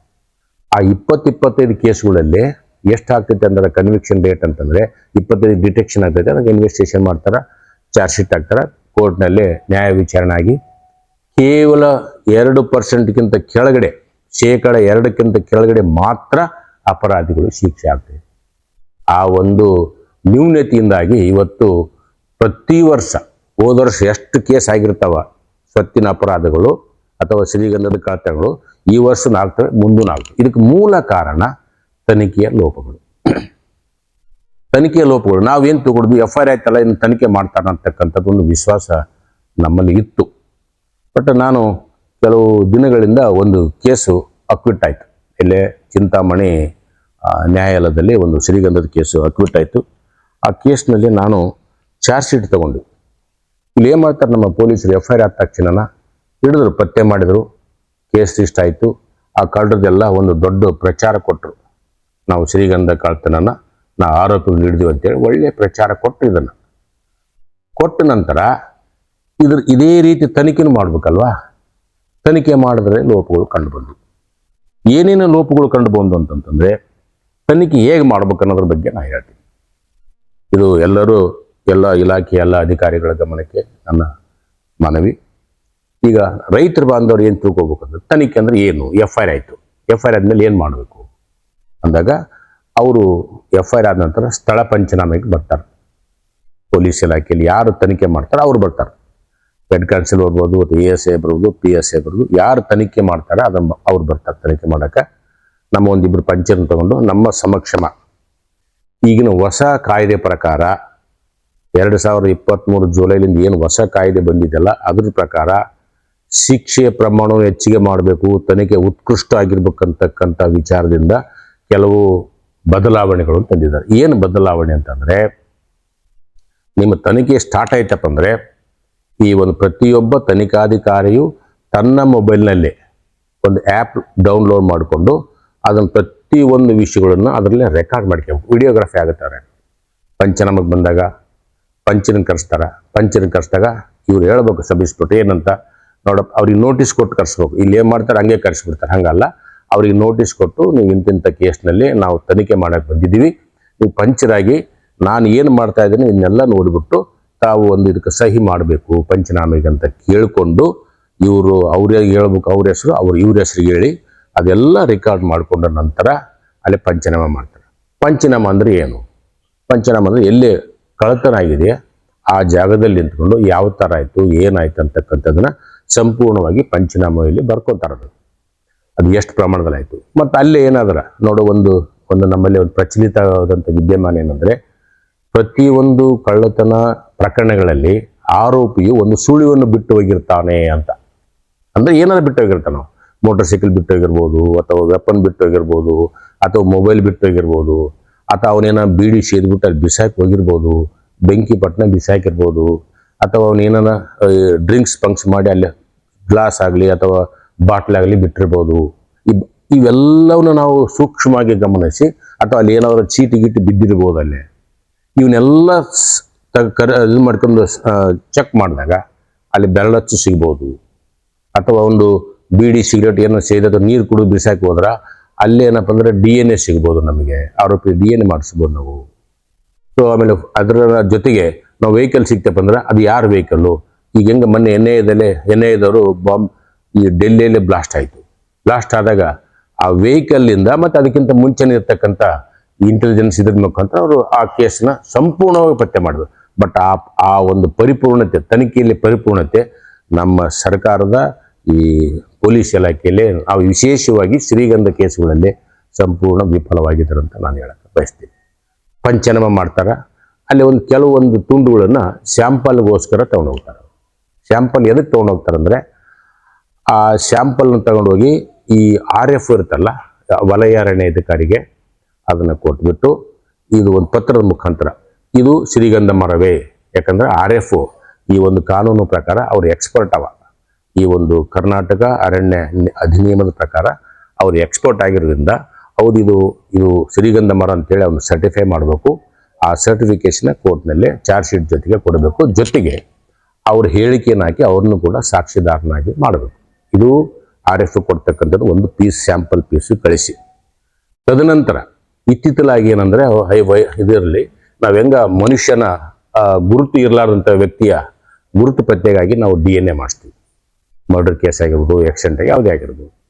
ಅದೇ ರೀತಿ ನಾವು ಈ ಉಳಿದಂಥ ಕಡಿದು ತಗೊಂಡೋದಂಥ ಮರದಲ್ಲಿ ಉಳಿದಂಥ ಮರದಗಳು ಕೂಡ ನಾವು ಸ್ಯಾಂಪಲ್ ತಗೊಂಡು, ಮತ್ತು ನಂತರ ಈ ಕೇಸ್ ಪತ್ತೆಯಾಗಿ ಆರೋಪಿತರಿಂದ ಜಪ್ತಿ ಮಾಡಿಕೊಂಡ ಆ ಒಂದು ಮುದ್ದೆ ಮಾಲು ಅಥವಾ ಶ್ರೀಗಂಧ ತುಂಡುಗಳನ್ನು ಇವೆರಡೂ ಸ್ಯಾಂಪಲನ್ನು ನಾವು DNA ಪರೀಕ್ಷೆ ಒಳಪಡಿಸಿದ್ರೆ ನಮಗೆ DNA ವರದಿ ಸಿಕ್ತಪ್ಪ ಅಂದ್ರೆ 100% ನಮಗೆ ಆರೋಪಿ ಮೇಲೆ ಅಪರಾಧ ಸಾಬೀತುಪಡಿಸಲಿಕ್ಕೆ ಅನುಕೂಲ ಆಗುತ್ತೆ. ಇದೇ ರೀತಿಯಾಗಿ ಒಂದು ಚಿಂತಾಮಣಿ ಗ್ರಾಮೀಣ ಪೊಲೀಸ್ ಠಾಣೆಯಿಂದ ಸೇಲಂದಲ್ಲಿರ್ತಕ್ಕಂಥ ಲ್ಯಾಬಿಗೆ ಇವೆರಡೂ ಕಳಿಸಿದ್ದಾರೆ. ಅಲ್ಲಿಂದ ಕೂಡ ನಮಗೆ ಅದನ್ನು ನಾವು ತಗೋಬೇಕು. ಅದಕ್ಕೋಸ್ಕರ ಈ DNA ಯಾಕೆ ಹೇಳ್ತೀವಿ ಅಂದರೆ, DNA ವೈಜ್ಞಾನಿಕವಾದಂಥ ಒಂದು ಪ್ರೂಫ್. ಅದು ಈಗ ನಾವು ಹೇಳೋದ್ರಿಂದ ಕೋರ್ಟು ಯಾವುದೇ ಅಪರಾಧಿಗೆ ಇದನ್ನು ಕನ್ವಿಕ್ಷನ್ ಮಾಡಲ್ಲ. ಒಂದು ಪಂಚನಾಮ ಮಾಡಿದ್ರು, ಇವ್ರ ಮುಖಾಂತರ ಮಾಡಿದ್ರು, ಫೋಟೋಗಳು ತೆಗೆದ್ರು, ಇವೆಲ್ಲ ಆಮೇಲೆ ಸೀಜ್ ಮಾಡಿಕೊಂಡ್ರು, ಅಲ್ಲೇ ಸೀಜ್ ಮಾಡ್ಕೊಂಡು ಅಲ್ಲೇ ಸಿಗ್ನೇಚರ್ ಮಾಡ್ಕೊಂಡು ಹೋದ್ರು. ಅದ್ರ ಜೊತೆಗೆ ಟವರ್ ಡಂಪ್ ತಗೊತಾರೆ. ಟವರ್ ಡಂಪ್ ಅಂದರೆ ಈ ಭಾಗದಲ್ಲೇ ಯಾವ ಮೊಬೈಲ್ ಟವರ್ಗಳು ವರ್ಕ್ ಆಗ್ತವೆ. ಉದಾಹರಣೆ ಏರ್ಟೆಲ್ ಇದೆಯೋ, BSNL ಇದೆಯೋ, ಅಥವಾ ಜಿಯೋ ಇದೆಯೋ, ಈ ಥರ ಯಾವ್ಯಾವ ಕಂಪ್ನಿಗಳು ವರ್ಕ್ ಮಾಡ್ತಾವೆ ಅಂತೇಳಿ ಅದನ್ನು ಒಂದು ಇನ್ಸ್ಟ್ರೂಮೆಂಟ್ ಮುಖಾಂತರ ಅದನ್ನು ಯಾವ್ಯಾವ ಟವರ್ಗಳು ಕೆಲಸ ಮಾಡಿ ಅದನ್ನು ತೊಗೊಂಡು ಅದನ್ನು ಮುಂದಿನ ದಿನಗಳಲ್ಲಿ ಪರಿಶೀಲನೆ ಮಾಡೋಕ್ಕೆ ಅನುಕೂಲ ಆಗುತ್ತೆ. ಅದನ್ನು ಮಾಡಲೇಬೇಕು ಅವರು. ಎರಡನೇದಾಗಿ ಅವರು ಡಾಗ್ ಸ್ಕ್ವಾಡ್ ಕರೆಸ್ಬೇಕು. ಡಾಗ್ ಸ್ಕ್ವಾಡ್ ಯಾಕೆ ಕರೆಸ್ಬೇಕಂದ್ರೆ, ಒಂದೊಂದು ಸಲ ಅವ್ರು ಏನಾರ ಸಮೀಪದಲ್ಲಿತ್ತಂದರೆ, ಅಥವಾ ಕಡ್ದದ್ದೆಲ್ಲ ಬಿಟ್ಟು ಹೋಗಿತ್ತಂದ್ರೆ, ಅಥವಾ ವೆಪನ್ಸ್ ಎಲ್ಲ ಬಿಸಾಕ್ ಹೋಗಿದ್ದಾರಪ್ಪ ಅಂದರೆ, ಅಥವಾ ಅವ್ರು ಯಾವ ದಿಕ್ಕಿಗೆ ಹೋದ್ರು ಅಂತಕ್ಕಂಥದ್ದು ಕೂಡ ಈ ಡಾಗ್ ಸ್ಕ್ವಾಡ್ ಮುಖಾಂತರ ನಾವು ಪರಿಶೀಲಿಸ್ಬೋದು. ಅಂದರೆ ಡಾಗ್ ಬಿಟ್ಬಿಟ್ರೆ ಅದು ಸ್ಮೆಲ್ ಹಿಡ್ಕೊಂಡು ಯಾವ ದಿಕ್ಕಿಗೆ ಹೋದ್ರೆ ಮಾತ್ರ ಸಿಗ್ತದೆ ನಮಗೆ, ಆ ದಿಕ್ಕಿಗೆ ಹೋಗ್ಬೋದು ನಾವು. ಅಲ್ಲೇ ಟವರ್ ಡಂಪಿಂದು ಅಲ್ಲಿಂದ ಬೇರೆ ಬೇರೆ ಕಡೆಗೆ ನಾವು ಟವರ್ ಡಂಪ್ ತಗೊಂಡು ಅದು ವಿಶ್ಲೇಷಣೆ ಮಾಡ್ಬೋದು. ಅದು ಪೊಲೀಸ್ ಇಲಾಖೆಯವರು ಮಾಡ್ತಾರೆ. ನಾವೊಂದು ಡಾಗ್ ಸ್ಕ್ವಾಡ್ ಕರೆಸ್ಬೇಕು, ಸ್ಥಳ ಪರಿಶೀಲನೆ ಮಾಡಬೇಕು. ವಿಶೇಷವಾಗಿ 7 ವರ್ಷಕ್ಕಿಂತ ಮೇಲ್ಪಟ್ಟಿರ್ತಕ್ಕಂಥ ಎಲ್ಲ ಪ್ರಕರಣಗಳಲ್ಲಿ ಈಗ ವೈಜ್ಞಾನಿಕ ಅಧಿಕಾರಿನ ಕರೆಸ್ಬೇಕಂತ ಇದೆ. ಅವರು ಪ್ರತಿಯೊಂದು ಜಿಲ್ಲೆಯಲ್ಲಿ ಇತ್ತಿತ್ತಲಾಗಿ ಸೂಕೋ ಅಧಿಕಾರಿಗಳು ಅಂತಿರ್ತಾರೆ, ಅವ್ರನ್ನ ಕರೆಸ್ಬಿಟ್ಟು ಆ ಒಂದು ತನಿಖೆಯಲ್ಲಿ ಅವ್ರನ್ನ ಬಳಸ್ಕೋಬೇಕು. ಅವರು ಸ್ವಲ್ಪ ಎಕ್ಸ್ಪರ್ಟ್ ಇರ್ತಾರೆ. ಅಂದರೆ ಈ ಫಿಂಗರ್ ಪ್ರಿಂಟ್ ತೆಗೆಯೋದಾಗಿರ್ಬೋದು, ಫುಟ್ ಪ್ರಿಂಟ್ ತೆಗೆಯೋದಾಗಿರ್ಬೋದು, ಅಥವಾ ಅಲ್ಲಿ ಇರ್ತಕ್ಕಂಥ ಸಾಕ್ಷಿಗಳನ್ನು ನೀಟಾಗಿ ಸಂಗ್ರಹಿಸಿ ಮಾಡ್ಕೊಳ್ಳೋದಾಗಲಿ, ಇದಕ್ಕೆಲ್ಲ ಎಕ್ಸ್ಪರ್ಟ್. ಅವ್ರನ್ನ ಕಂಪಲ್ಸರಿ ನಾವು ಕರೆಸ್ಬೇಕು. ಇದನ್ನ ಈಗ ಯಾವುದೂ ಮಾಡ್ತಾ ಇಲ್ಲ. ಇದನ್ನು ಮಾಡಿ ಇದನ್ನ ನಾವು ಅಪ್ಲೋಡ್ ಮಾಡ್ತೀವಿ. ಈವನ್ನು ನಾವು ಅಲ್ಲಿ ಅಕ್ಕಪಕ್ಕದ ಇರ್ತಕ್ಕಂಥ ಸಾಕ್ಷಿದಾರನ ಕೂಡ ನಾವು ಈ ಒಂದು ವಿಡಿಯೋ ಮುಖಾಂತರ ಅವ್ರ ಹೇಳಿಕೆಗಳನ್ನು ಸಂಗ್ರಹಿಸಬೇಕು. ಇದನ್ನೆಲ್ಲ ಸಂಗ್ರಹಿಸಿ ಪ್ರತಿ ತನಿಖೆಯ ಹಂತವನ್ನು ಈ ಮುಖಾಂತರ ಸಂಗ್ರಹಿಸಿ ಅದನ್ನ ಅಪ್ಲೋಡ್ ಮಾಡಿಬಿಟ್ರೆ ಈಗ ಕೋರ್ಟ್ನಲ್ಲಿ ಕೂಡ ಇದೇ ಡಿಜಿಟಲ್ ಎವಿಡೆನ್ಸ್ನ ಅವರು ಕನ್ಸಿಡರ್ ಮಾಡ್ಬೇಕಂತೇಳಿ ಕೋರ್ಟಿಗೆ ಕೂಡ ಆದೇಶ ಇದೆ. ಕೋರ್ಟ್ನಲ್ಲಿ ಕೂಡ ಮಾಡಬೇಕು. ಇಲ್ಲಿ ಯಾಕೆ ಮಾಡಿದಾರೆ ಅಂತಂತ ನಾನು ಹೇಳ್ತೀನಿ. ಇಲ್ಲಿ ಎಷ್ಟೋ ಸಲ ನಾವು ನ್ಯಾಯಾಲಯದ ವಿಚಾರಣೆ ಕಾಲಕ್ಕೆ ನಾವು ಪಂಚನ ಕರೆಸ್ತಾರ. ಅವ್ರನ್ನ ಕರೆಸಿದಾಗ ಅವರು ಯಾವುದೋ ಒಂದು ಉದ್ದೇಶಕ್ಕಾಗಿ ಅಥವಾ ಬೇಜವಾಬ್ದಾರಿತನೋ ಅಥವಾ ಏನೋ ಒಂದು ಕಾರಣಕ್ಕೋಸ್ಕರ ನಾವು ಅಲ್ಲಿಗೆ ಹೋಗಿಲ್ಲ, ನಾವು ಪಂಚ ನಮಗೆ ಇರಲಿಲ್ಲ, ನಾವು ಸಹಿ ಮಾಡಂದ್ರೆ ನಾವು ಮಾಡಿದ್ವಿ ಅಂತೇಳಿ ಸುಳ್ಳು ಸಾಕ್ಷ್ಯ ನುಡಿತಾರೆ. ಅದನ್ನು ತಪ್ಪಿಸಿಗೋಸ್ಕರ ಏನು ಮಾಡಿದ್ರು, ಇದೆಲ್ಲ ಡಿಜಿಟಲ್ ಎವಿಡೆನ್ಸ್ ಮಾಡೋದ್ರಿಂದ ಅವರು ಸುಳ್ಳು ಹೇಳೋಕೆ ಆಗೋದಿಲ್ಲ. ಅವ್ರ ಮೇಲೆ ಕ್ರಮ ಕೈಗೊಳ್ಬೋದು. ಕೋರ್ಟ್ನಲ್ಲಿ ಕೂಡ ಇದೇ ಆ್ಯಪ್ನಲ್ಲಿ ಅಲ್ಲಿ ಕೂಡ ಆ್ಯಪ್ ಡೌನ್ಲೋಡ್ ಮಾಡೋದ್ರಿಂದ ಆ ಡಿಜಿಟಲ್ ಎವಿಡೆನ್ಸ್ ತಗೊಳ್ಳೋದ್ರೆ 100% ಇದಕ್ಕೆ ಈ ಆರೋಪಿಗಳಿಗೆ ಶಿಕ್ಷೆ ಆಗಲಿಕ್ಕೆ ಒಂದು ಮೂಲ ಸಾಧನವಾಗಿದೆ. ಇದು ಈ ಡಿಜಿಟಲ್ ಎವಿಡೆನ್ಸ್ ಕನ್ಸಿಡರೇಷನ್. ಸೂಕು ಅಧಿಕಾರಿನ ಕರೆಸಬೇಕು. ಪ್ರತಿಯೊಂದನ್ನು ಮಾಡಿ ಒಂದು ನಾವು ಚಾರ್ಜ್ ಶೀಟ್ ಕೂಡ ಡಿಜಿಟಲ್ ಇದರಲ್ಲೇ ಚಾರ್ಜ್ ಶೀಟ್ ಹಾಕ್ತಾರೆ. ಜೊತೆಗೆ ಒಂದು ಹಾರ್ಡ್ ಕಾಪಿ ಕೂಡ ಇದರಲ್ಲೇ ಚಾರ್ಜ್ ಶೀಟ್ನಲ್ಲೇ ಬಳಕೆ ಮಾಡ್ತಾರೆ. ಈ ಪತ್ತೆ ಅನ್ನೋದ್ರಿಂದ ಮೊನ್ನೆ ಒಂದು ರೀಸೆಂಟ್ಲಿ ಈ ಒಂದು ಇದರಲ್ಲೇ ಒಂದು ಕಲ್ಕತ್ತಾದಲ್ಲಿ ಮಧ್ಯರಾತ್ರಿ ಒಂದು ವೈದ್ಯಕೀಯ ವಿದ್ಯಾರ್ಥಿನ ಮೇಲೆ ರೇಪ್ ಆಯಿತು. ಅದನ್ನ ಹೆಂಗೆ ಪತ್ತೆ ಮಾಡಿದ್ರು ಅಂತಂದರೆ ಇದೇ ನಾ ಹೇಳಿದ್ನಲ್ಲಿ ಈ ಟವರ್ ಡಂಪ್, ಆ ಟವರ್ ಡಂಪ್ ಮುಖಾಂತರ ವಿಶ್ಲೇಷಣೆ ಮಾಡೋದ್ರ ಮುಖಾಂತರ ಕೇಸ್ ಪತ್ತೆ ಆಯಿತು. ನಮ್ಮಲ್ಲಿ ಏನಾಗ್ತಿದೆ ಈಗ ಪತ್ತೆ ಆಗೋದ್ರ ಬಗ್ಗೆ ನಮ್ಮ ಇಲಾಖೆಯವರು ಅಥವಾ ವಿಶೇಷವಾಗಿ ಇದನ್ನು PSI ಆಗಲಿ, ಸಬ್ ಇನ್ಸ್ಪೆಕ್ಟರ್ ಆಗಲಿ ಇದ್ರ ಬಗ್ಗೆ ಗಮನ ಕೊಡದೆ ರೈಟ್ರಿಗೆ ಬಿಟ್ಟದಕ್ಕ ಅವರು ತಮಗೇನು ಗಮನ ಇದೆಯೋ ಅಷ್ಟಕ್ಕೆ ಅವರು ತನಿಖೆ ಮಾಡ್ತಾರೆ. ಹಾಗಾಗಿ ನಮ್ಮ ತನಿಖೆ ಸರಿಯಾಗಿ ಆಗ್ತಾ ಇಲ್ಲ. ಇದರ ಒಂದು ಮುಂದುವರಿದ ಭಾಗವಾಗಿ ನಾನು ಕೆಲವೊಂದು ಈ ಕೇಸ್ನಲ್ಲಿ ಈಗಾಗಲೇ ನಾನು ತೋರಿಸಿದ ಕೇಸ್ನಲ್ಲಿ ಈ ಒಂದು ಕೇಸ್ನಲ್ಲಿ 11 ಜನ ಆರೋಪಿಗಳು 10 ಕೇಸ್ಗಳಲ್ಲಿ ಹಾಕಿದ್ದಾರೆ. ಇವ್ರನ್ನ 10 ಕೇಸ್ಗಳು ಇವರು ಮಾಡಿದ್ದಾರೆ ಅಂತೇಳಿ 11 ಜನ ಆರೋಪಿತರ ಮೇಲೆ ತನಿಖೆ ಮಾಡಿದರು. ಆ ತನಿಖೆ ಮಾಡಿದ ನಂತರ ಕೋರ್ಟ್ನಲ್ಲಿ ಒಂದು ಇದು ಚಿಂತಾಮಣಿ ಗ್ರಾಮೀಣ ಠಾಣೆಯ ಪೊಲೀಸ್ ಸ್ಟೇಷನ್ ಕ್ರೈಮ್ ನಂಬರು 513/21 ಇದನ್ನು ಚಾರ್ಜ್ ಶೀಟ್. ಇಷ್ಟು ದೊಡ್ಡ ಚಾರ್ಜ್ ಶೀಟ್ನ ಗ್ರಾಮೀಣ ಇದು ಚಿಂತಾಮಣಿ ನ್ಯಾಯಾಲಯಕ್ಕೆ ತನಿಖೆ ಮಾಡಿ ಸಲ್ಲಿಸಿದರು. ಅದರ ಮುಂದುವರಿದ ಭಾಗವಾಗಿ ಅದರ ಒಂದು ಜಡ್ಜ್ಮೆಂಟ್ ಕಾಪಿ ಇದು, ಅದು ಜಡ್ಜ್ಮೆಂಟ್ ಕಾಪಿ. ಇದರಲ್ಲಿ ಏನು ಮಾಡಿದ್ವಿ, ನಾವು ಇದನ್ನ ಪರಿಶೀಲಿಸಿದ್ವಿ. ಇದೇನು ಇದು ತನಿಖೆ ಹೆಂಗೆ ಮಾಡಿದಾರ, ಇವ್ರು ಏನು ಮಾಡಬೇಕಾಗಿತ್ತು ತನಿಖೆಯಲ್ಲಿ ಅಂತಂದರೆ, ತನಿಖೆ ಏನು ಮಾಡ್ಬೇಕು ನಾ ಈಗ ಒಂದೊಂದು ಹೇಳ್ಕೊಂತ ಬಂದೆ. ಇದರಲ್ಲೇ FIR ತಕ್ಷಣ ಮಾಡಬೇಕು. ಯಾಕಂದರೆ DGP ಸರ್ಕ್ಯುಲರ್ ಇದೆ. ಪಂಚನಾಮನೆ ಈ ಥರ ಮೊಬೈಲ್ ಇದನ್ನು ಆ ಆ್ಯಪ್ ಮುಖಾಂತರ ಎಲ್ಲದನ್ನು ರೆಕಾರ್ಡ್ ಮಾಡ್ಕೊಂಡು ಅಪ್ಲೋಡ್ ಮಾಡಬೇಕು. ಅಲ್ಲಿಗೆ ಸೂಕು ಅಧಿಕಾರಿಗಳನ್ನ ಕರೆಸ್ಬೇಕು. ಇದು ಡಾಗ್ ಸ್ಕ್ವಾಡನ್ನು ಕರೆಸ್ಬೇಕು. ಆಮೇಲೆ ಪ್ರತಿಯೊಂದು CDR ತಗೋಬೇಕು. ಆಮೇಲೆ ಈ ಆರೋಪಿತರು ಪತ್ತೆ ಆದ ನಂತರ CDR ಅವ್ರದ್ದು ಮೊಬೈಲ್ ನಂಬರ್ ಸಿಕ್ಕಾಗ ಅದನ್ನ CDR ತಗೋಬೇಕು. ಮೊದಲು 1 ವರ್ಷಕ್ಕೆ ಕೊಡ್ತಾ ಇದ್ದ CDR ಈಗ 2 ವರ್ಷದವರೆಗೆ ಕೊಡ್ತಾರೆ. ಈಗ ನಾನು ಬಳಕೆ ಮಾಡ್ತಕ್ಕಂಥ ಫೋನಿಂದನ CDRನ 2 ವರ್ಷವರೆಗೆ ಪಡಿಬೋದು. ಈಗ ಆ ಪಡೆಯೋದ್ರ ಮುಖಾಂತರ ಅವ್ರು ವಿಶ್ಲೇಷಣೆ ಮಾಡೋದ್ರ ಮುಖಾಂತರ ಅವರು ಯಾವ್ಯಾವ ದಿನ ಎಲ್ಲೆಲ್ಲಿದ್ದರು, ಯಾವ್ಯಾವ ದಿನ ಎಲ್ಲಿ. ಫಾರ್ ಎಕ್ಸಾಂಪಲ್ ಇವತ್ತು ನಾನು ಮಾತಾಡ್ತಾ ಇದ್ದೀನಿ, ಈಗ ನಾನು ಫೋನಲ್ಲಿ ಮಾತಾಡಿದ್ರೆ ನಾನು ಇಲ್ಲೇ ಇದ್ದೀನಿ ಅಂತ ನಮಗೆ ಲೊಕೇಶನ್ ಸಿಗುತ್ತೆ. ಇದು ಒಂದು ಉತ್ಕೃಷ್ಟವಾದಂಥ ಒಂದು ಎವಿಡೆನ್ಸ್, ಸಾಕ್ಷಿ ಕೋರ್ಟ್ನಲ್ಲಿ ಅವನಲ್ಲಿ ಇದ್ದ ಅನ್ನಕ್ಕೆ. ಈಗ ಒಬ್ಬ ವ್ಯಕ್ತಿ 1 ಗಂಟೆಗೆ ಹೋಗಿ ನಮ್ಮ ಹೊಲದಲ್ಲಿ ಬರ್ತಾನಂದ್ರೆ it is a good evidence. ಈ ಥರ ಒಂದು CDR ತಗೊಳ್ಳೋದಾಗಲಿ ಅಥವಾ ಇದೇನು ಮೊಬೈಲ್ ಸಿಮ್ ನಾವು ಖರೀದಿ ಮಾಡೋ ಕಾಲಕ್ಕೆ ನಾವೊಂದು ಅರ್ಜಿ ಕೊಡ್ತೀವಿ. ಆ ಅರ್ಜಿದಲ್ಲಿ ಸಂಪೂರ್ಣವಾದಂಥ ಮಾಹಿತಿ ಇರ್ತೈತಿ. ಅಂದ್ರೇನು, ನಮ್ಮೂರು, ನನ್ನ ವಿಳಾಸ, ಆಧಾರ್ ಕಾರ್ಡ್ ಎಲ್ಲ ಇರ್ತೈತಿ. ಅದನ್ನು ತಗೊಂಬಿಟ್ರೆ ಅಥವಾ ಅದನ್ನು ಬೇರೆದರ ಸಿಮ್ ತೊಗೊಂಡು ಕೂಡ ಅದನ್ನು ಲಾಸ್ಟ್ ಕೊನೆಯವರೆಗೆ ನಾವು ತನಿಖೆ ಮಾಡೋದ್ರ ಮುಖಾಂತರ ಇದು ಯಾರ್ದು, ಸಪೋಸ್ ಆರೋಪಿದಾಗಿತ್ತಪ್ಪ ಅಂತಂದರೆ ಆರೋಪಿನ ಇದ್ರಾಗ ಸಿಕ್ಬಿಡ್ತಾನ. ಒಂದು ವೇಳೆ ಆರೋಪಿ ಎಲ್ಲ ಬೇರೆದ್ರೆ ತಗೊಂಡಿದ್ದಾನೆ, ಅವ್ರು ಹೇಳಿಕೆ ಮಾಡಿಕೊಂಡಾಗ ಅವ್ರು ಹೇಳ್ತಾರೆ ಇದೆಲ್ಲ ಸರ್ ನಂದಿತ್ತು, ನನ್ನ ಹೆಸರು ತಗೊಂಡಿದ್ದೆ, ಬಟ್ ಕೆಳಗಿಂದ ಇವ್ರು ಉಪಯೋಗ ಮಾಡ್ತಾರ. ಸೊ ಈ ಥರ ಒಂದು ಸಮಗ್ರವಾಗಿ ತನಿಖೆ ಮಾಡೋದ್ರ ಮುಖಾಂತರ ಇವನ್ನೆಲ್ಲವನ್ನು ನಾವು ಪತ್ತೆ ಮಾಡ್ಬೋದು. ಆಮೇಲೆ ಈಗ ಎಷ್ಟೋ ಕೇಸ್ಗಳಲ್ಲಿ ಈಗ ಕೇಸ್ ಮಾಡಿದರು, ಇದನ್ನು ತನಿಖೆ ಮಾಡಿದರು, ಚಾರ್ಜ್ ಶೀಟ್ ಹಾಕಿದರು. ಇದರಲ್ಲೇ BNS ಪ್ರಕಾರ 303(1) ಕಲಮು ಕೂಡ ಇದು ಸೇರಿಸಿದೆ ಕಳ್ಳತನಕ್ಕೆ ಸಂಬಂಧಪಟ್ಟಂಗೆ. ಇದು ಸೇರಿಸಿದ ಮೇಲೆ ಈ ಪೊಲೀಸ್ ಮ್ಯಾನ್ಯುವಲ್ ಪ್ರಕಾರ ಇದಕ್ಕೆ ಏನು ಮಾಡಬೇಕು, MOB ಕಾರ್ಡ್ ಓಪನ್ ಮಾಡಬೇಕು. ಇದುವರೆಗೆ ಒಂದೂ ಕೇಸ್ನಲ್ಲಿ MOB ಕಾರ್ಡು ಮಾಡಲಿಲ್ಲ.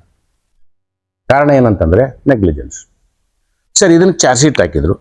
ಚಾರ್ಜ್ ಶೀಟ್ಗೆ ಏನೇನು ಬೇಕು ಉದಾಹರಣೆ ಹೇಳ್ತೀನಿ. ಇದು ಚಾರ್ಜ್ ಶೀಟ್ ಹಾಕ್ಬೇಕಂತಂದ್ರೆ ಒಂದು ಪಂಚನಾಮ ಮಾಡಿಕೊಂಡ್ರು, CDR ತೆಗೆಸ್ಕೊಂಡ್ರು, ಡಾಗ್ ಸ್ಕ್ವಾಡ್ ಏನನ್ನ ಲೀಡ್ ಸಿಕ್ತಪ್ಪ ಅಂದ್ರೆ ಅವ್ರು ಹೇಳಿಕೆನೂ ಮಾಡ್ಕೊತೀವಿ. ಅದಾದ ನಂತರ ಫೋಟೋಗ್ರಫಿ ತಗೊತೀವಿ. ಅದಾದ ನಂತರ RFO ಲೆಟರ್ ಬರೆದು ಇದು ಶ್ರೀಗಂಧ ಹೌದು ಅಲ್ಲ ಅಂತ ಒಂದು ಮಾಹಿತಿ ತಗೊತೀವಿ. ಮತ್ತು ಇದಕ್ಕೆ ವ್ಯಾಲ್ಯೂ ಎಷ್ಟು ಅಂತೇಳಿನೂ ಮಾಹಿತಿ ತಗೊತೀವಿ.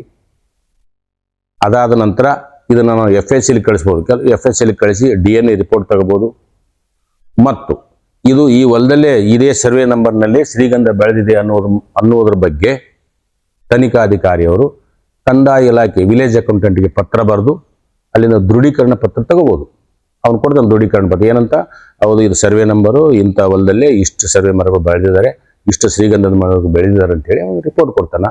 ಆ ರಿಪೋರ್ಟ್ ಕೂಡ ಇದು ನಾವು ಚಾರ್ಜ್ ಶೀಟ್ಗೆ ಅಟ್ಯಾಚ್ ಮಾಡಬೇಕು. ಜೊತೆಗೆ ಅವ್ನು ಹೇಳಿಕೆನೂ ಮಾಡ್ಕೋಬಾರದು. ಸೊ ಇಷ್ಟು ಮಾಡಿ ಸಂಪೂರ್ಣ ಸಾಕ್ಷ್ಯದಲ್ಲೇ 3 ಥರ ಇದೆ. ಓರಲ್ ಎವಿಡೆನ್ಸ್ ಅಂದರೆ ಈಗ ನಮ್ಮಲ್ಲಿ ಇರ್ತಕ್ಕಂಥ ಅಕ್ಕಪಕ್ಕದ ಜನರಾಗಿರ್ಬೋದು, ನೋಡಿದರಾಗಿರ್ಬೋದು, ಅವರು ಹೇಳಿಕೆ ಮಾಡ್ಕೊತೀವಿ. ತಾಂತ್ರಿಕ ಸಾಕ್ಷಿಗಳು ಅಂತಂದರೆ CDR ಆಗಿರ್ಬೋದು, ಅಥವಾ ಏನಾದರೂ ನಮ್ಮಲ್ಲಿ ಸಿಗ್ತಕ್ಕಂಥ ವಿಷಯಗಳಾಗಿರ್ಬೋದು, ಅಥವಾ ಈ ವೆಹಿಕಲ್ ಸಿಗ್ತಾವೆ ಅದ್ರದ್ದು ಇದೇನು RFO RTO ಕಡೆಯಿಂದ ನಾವು ಮಾಲೀಕಂದು ಇದನ್ನು ತಗೋಬೋದು. ಇವೆಲ್ಲ ತಾಂತ್ರಿಕ. ವೈಜ್ಞಾನಿಕ ನಮ್ಮ ಇದು ಏನು ಸಾಕ್ಷಿಗಳು ಅಂತಂದರೆ ಈಗ DNA ಆಗಿರ್ಬೋದು, ಅಥವಾ ಅಲ್ಲೆಲ್ಲ ಫಿಂಗರ್ ಪ್ರಿಂಟ್ ಆಗಿರ್ಬೋದು, ಅಥವಾ ಫುಟ್ ಪ್ರಿಂಟ್ ಆಗಿರ್ಬೋದು. ಇವೆಲ್ಲ ವೈಜ್ಞಾನಿಕ ಸಾಕ್ಷಿಗಳನ್ನು ಸಂಗ್ರಹಿಸಿ ನಾವು ಚಾರ್ಜ್ ಶೀಟ್ ಹಾಕ್ಬೇಕು. ಅಂದಾಗ ಮಾತ್ರ ಆರೋಪಿತರ ಮೇಲೆ ಶಿಕ್ಷೆ ಆಗಲಿಕ್ಕೆ ಕಾರಣ ಆಗುತ್ತೆ. ಇತ್ತಿತ್ತಲಾಗಿ ನಾವು 10 ಚಾರ್ಜ್ ಶೀಟ್ ಕೂಡ ನಾವು ಪರಿಶೀಲಿಸಲಾಗಿ ಇಲ್ಲಿ ಪ್ರಮುಖವಾಗಿ ಏನು ಕಂಡು ಬಂತಂದರೆ, ಪ್ರಪ್ರಥಮವಾಗಿ ಇವ್ರು ಏನು ಮಾಡಿದ್ದಾರೆ ಅಂತಂದರೆ, ಇವ್ರು ಬರೇ ಫಿರ್ಯಾದಿದೊಂದು ಹೇಳಿಕೆ ಹಾಕ್ಕೊಂಡಿದ್ದಾರೆ. ಪೊಲೀಸ್ ಇಲಾಖೆಯಲ್ಲಿ ಅರೆಸ್ಟ್ ಮಾಡೋಕೆ ಯಾರ್ಯಾರು ಅವ್ರು ಹೇಳಿಕೆ ಮಾಡಿದ್ದಾರೆ, ಸಾಕುಶ್ ಹೇಳಿಕೆ ಮಾಡಿದ್ದಾರೆ, ಪಂಚರ್ ಮಾಡಿದ್ದಾರೆ ಸೀಸ್ ಮಾಡಿದಕ್ಕೆ. ಇವು ಯಾವೂ ಇಂಡಿಪೆಂಡೆಂಟ್ ವಿಟ್ನೆಸ್ ಅಲ್ಲ ಮತ್ತು ವೈಜ್ಞಾನಿಕ ಅಥವಾ ತಾಂತ್ರಿಕ ಸಾಕ್ಷಿಗಳು ಇರೋದ್ರಿಂದ ಅನೇಕ ಕೊರತೆಗಳಿಂದಾಗಿ ಇದರಲ್ಲಿ ಆರೋಪಿತರನ್ನ ಬಿಡುಗಡೆ ಮಾಡಿಬಿಟ್ರು. ಇದರಲ್ಲಿ ಇದು ಚಾರ್ಜ್ ಶೀಟ್ ತಯಾರು ಮಾಡ್ತಾರೆ. ಅಸಮರ್ಪಕ ಚಾರ್ಜ್ ಶೀಟ್ ಇರಬಾರ್ದು ಅನ್ನೋಕ್ಕೋಸ್ಕರ ಇದು ನಾನ್ ಹೀನಸ್ ಕೇಸ್ ಆಗಿದ್ದಾರಪ್ಪ ಅಂದ್ರೆ DSP ಅವರು ಅದನ್ನು ಸ್ಕ್ರೂಟಿನಿ ಮಾಡಿ ಇದು ಸರಿಯಾಗಿದೆ ಅಂತೇಳಿ ಒಂದು ಸರ್ಟಿಫೈ ಮಾಡಿದ ನಂತರ ಕೋರ್ಟಿಗೆ ಚಾರ್ಜ್ ಶೀಟ್ ಕೊಡಬೇಕು. ಒಂದು ವೇಳೆ ಹೀನಸ್ ಕೇಸ್ ಆಗಿತ್ತಂದರೆ, ಉದಾಹರಣೆ ಹೇಳ್ತೀನಿ, ಈಗ ಮರ್ಡರು, ರೇಪು ಇವೆಲ್ಲ ಹೀನಸ್ ಕೇಸ್ ಆಗಿತ್ತಂತಂದರೆ ಆ ಚಾರ್ಜ್ ಶೀಟ್ ತಯಾರು ಮಾಡಿದ ನಂತರ ಅದನ್ನು SP ಅವರ ಕಚೇರಿಗೆ ಕಳಿಸಿ ಅವ್ರ ಕಡೆಯಿಂದ ಸ್ಕ್ರೂಟಿನಿ ಮಾಡಿಸಿ ಸರಿಗಿತ್ತಪ್ಪ ಅಂತಂದರೆ ಅವರು ಸರ್ಟಿಫೈ ಮಾಡಿ ಕೊಡ್ತಾರೆ. ಅದಿತ್ತಂದರೆ ಚಾರ್ಜ್ ಶೀಟ್ ಹಾಕ್ಬೇಕು. ಇಲ್ಲ ಅಂತಂದರೆ ಅವ್ರು ಏನು ಅಬ್ಸರ್ವೇಷನ್ ಮಾಡ್ತಾರೆ ಅದನ್ನು ಮತ್ತೆ ತನಿಖೆ ಮಾಡಿ ಅವರು ಕೋರ್ಟಿಗೆ ಅದನ್ನು ಇನ್ನೊಂದ್ಸಲ ಅವ್ರಿಗೆ ಪರಿಶೀಲನೆ ಒಳಪಡಿಸಿ ತನಿಖೆ ಮಾಡಿಸಿ ಅದನ್ನು ಚಾರ್ಜ್ ಶೀಟ್ ಸಲ್ಲಿಸ್ಬೇಕು. ಇದರಲ್ಲಿ ಏನಾಗಿದೆ ಈ ಕೇಸ್ಗಳಿದೆ 513/2021 ಇದು ಕರ್ನಾಟಕ, ಇದು ನಮ್ಮದು ಚಿಂತಾಮಣಿ ರೂರಲ್ ಪೊಲೀಸ್ ಸ್ಟೇಷನ್ ಆಗ್ತಕ್ಕಂಥದ್ದು, ಕೋಲಾರ ಜಿಲ್ಲೆ. ಇದು ರಮೇಶ್ ಅಂತಕ್ಕಂಥದ್ದು ತಮ್ಮ ಒಂದೇ ಕಳವಾದಂಥ ಶ್ರೀಗಂಧದ ಮರದ ಬಗ್ಗೆ ಕಂಪ್ಲೇಂಟ್ ಕೊಟ್ಟರು, FIR ಆಯಿತು, ತನಿಖೆ ಮಾಡಿದರು. ಬಟ್ ತನಿಖೆ ಇದಕ್ಕಿಂತ ಮುಂಚೆ 2023ಕ್ಕಿಂತ ಮುಂಚೆ ಮಾಡೋದ್ರಿಂದ ಹಳೆ ಮೆಥಡ್ನಲ್ಲಿ ಮಾಡಿದರೆ ಈಗ ನೆಕ್ಸ್ಟ್ ಬರ್ತಕ್ಕಂಥವೆಲ್ಲ ಹೊಸ ಕಾನೂನು ಪ್ರಕಾರನ ತನಿಖೆ ಮಾಡಬೇಕು. ಇದನ್ನು ಏನು ಮಾಡಿದ್ರು, ಚಾರ್ಜ್ ಶೀಟ್ನಲ್ಲೇ ಇದನ್ನು ಸರಿಯಾಗಿ ಪರಿಶೀಲನೆ ಮಾಡಲಿಲ್ಲ. ಅದರ ಜೊತೆಗೆ ಇದನ್ನು ನಾವು ಪ್ರಾಸಿಕ್ಯೂಷನ್ ಡಿಪಾರ್ಟ್ಮೆಂಟ್ ಅಂದರೆ APPಗೋ PPಗೋ ಕೊಡ್ತಿದ್ದನ್ನು, ಅವರು ಕೂಡ ಇದನ್ನು ಸರಿಯಾಗಿ ಪರಿಶೀಲನೆ ಮಾಡಲಿಲ್ಲ. ಇದ್ರಾಗ ಏನೇನು ಮಿಸ್ಟೇಕ್ ಇದೆ ಅಂತ ನಾನು ಇದರಲ್ಲಿ ಒಂದು ಸಂಕ್ಷಿಪ್ತವಾಗಿ ಹೇಳಕ್ಕೆ ಮಾಡ್ತೀನಿ. FIR ಮಾಡಿದರು, ಪಂಚನಾಮ ಮಾಡಿದರು, ಅದಂತರ ಪಂಚರು ವಿಟ್ನೆಸ್ ಹಾಕಿದ್ರು ಬಿಟ್ರೆ ಅದಕ್ಕೆ ಮುಂದಿನ ಈ RFO ಕಳಿಸ್ಬಿಟ್ಟು ಆ ರಿಪೋರ್ಟ್ ಇದಕ್ಕೆ ಎನ್ಕ್ಲೋಸ್ ಮಾಡಲಿಲ್ಲ. ಆಮೇಲೆ ಇದನ್ನು ಇದು ಯಾರು ವಿಲೇಜ್ ಅಕೌಂಟೆಂಟಿಗೆ ಪತ್ರ ಬರೆದು ಇದು ಇವ್ರ ಹೊಲದಲ್ಲೇ ಶ್ರೀಗಂಧ ಮರ ಬೆಳೆದಿರ ಅನ್ನೋಕ್ಕೆ ದೃಢೀಕರಣ ಪತ್ರ ಎನ್ಕ್ಲೋಸ್ ಮಾಡಲಿಲ್ಲ. ಆಮೇಲೆ ಇದರಲ್ಲಿ ಫೋಟೋಗಳು ಹಾಕಲಿಲ್ಲ, ಪಂಚರ್ ನಿಂತ್ಕೊಂಡು ತೆಗೆದು ಫೋಟೋ ಹಾಕಲಿಲ್ಲ. ಫೋಟೋ ಹಾಕ್ಬೇಕಾದ್ರೆ ಏನು ಮಾಡಬೇಕಾಯ್ತು, 62B ಪ್ರಕಾರ FSCಲಿಂದ ಸರ್ಟಿಫಿಕೇಶನ್ ಮಾಡಿ ನಂತರ ಆ ರಿಪೋರ್ಟ್ ಜೊತೆಗೆ ಇದರಲ್ಲಿ ಹಾಕಬೇಕು. ಅದನ್ನು ಮಾಡಲಿಲ್ಲ. ಆಮೇಲೆ ಇದರಲ್ಲಿ FSLE ಕಳಿಸಿದ್ರು, ಎಲ್ಲಿಗೆ ಸೇಲಂದಲ್ಲೇ ಒಂದು ಲ್ಯಾಬಿಗೆ ಕಳಿಸಿದ್ರು DNA ಬಾರ್ಕೋಡಿಂಗ್ಗೋಸ್ಕರ.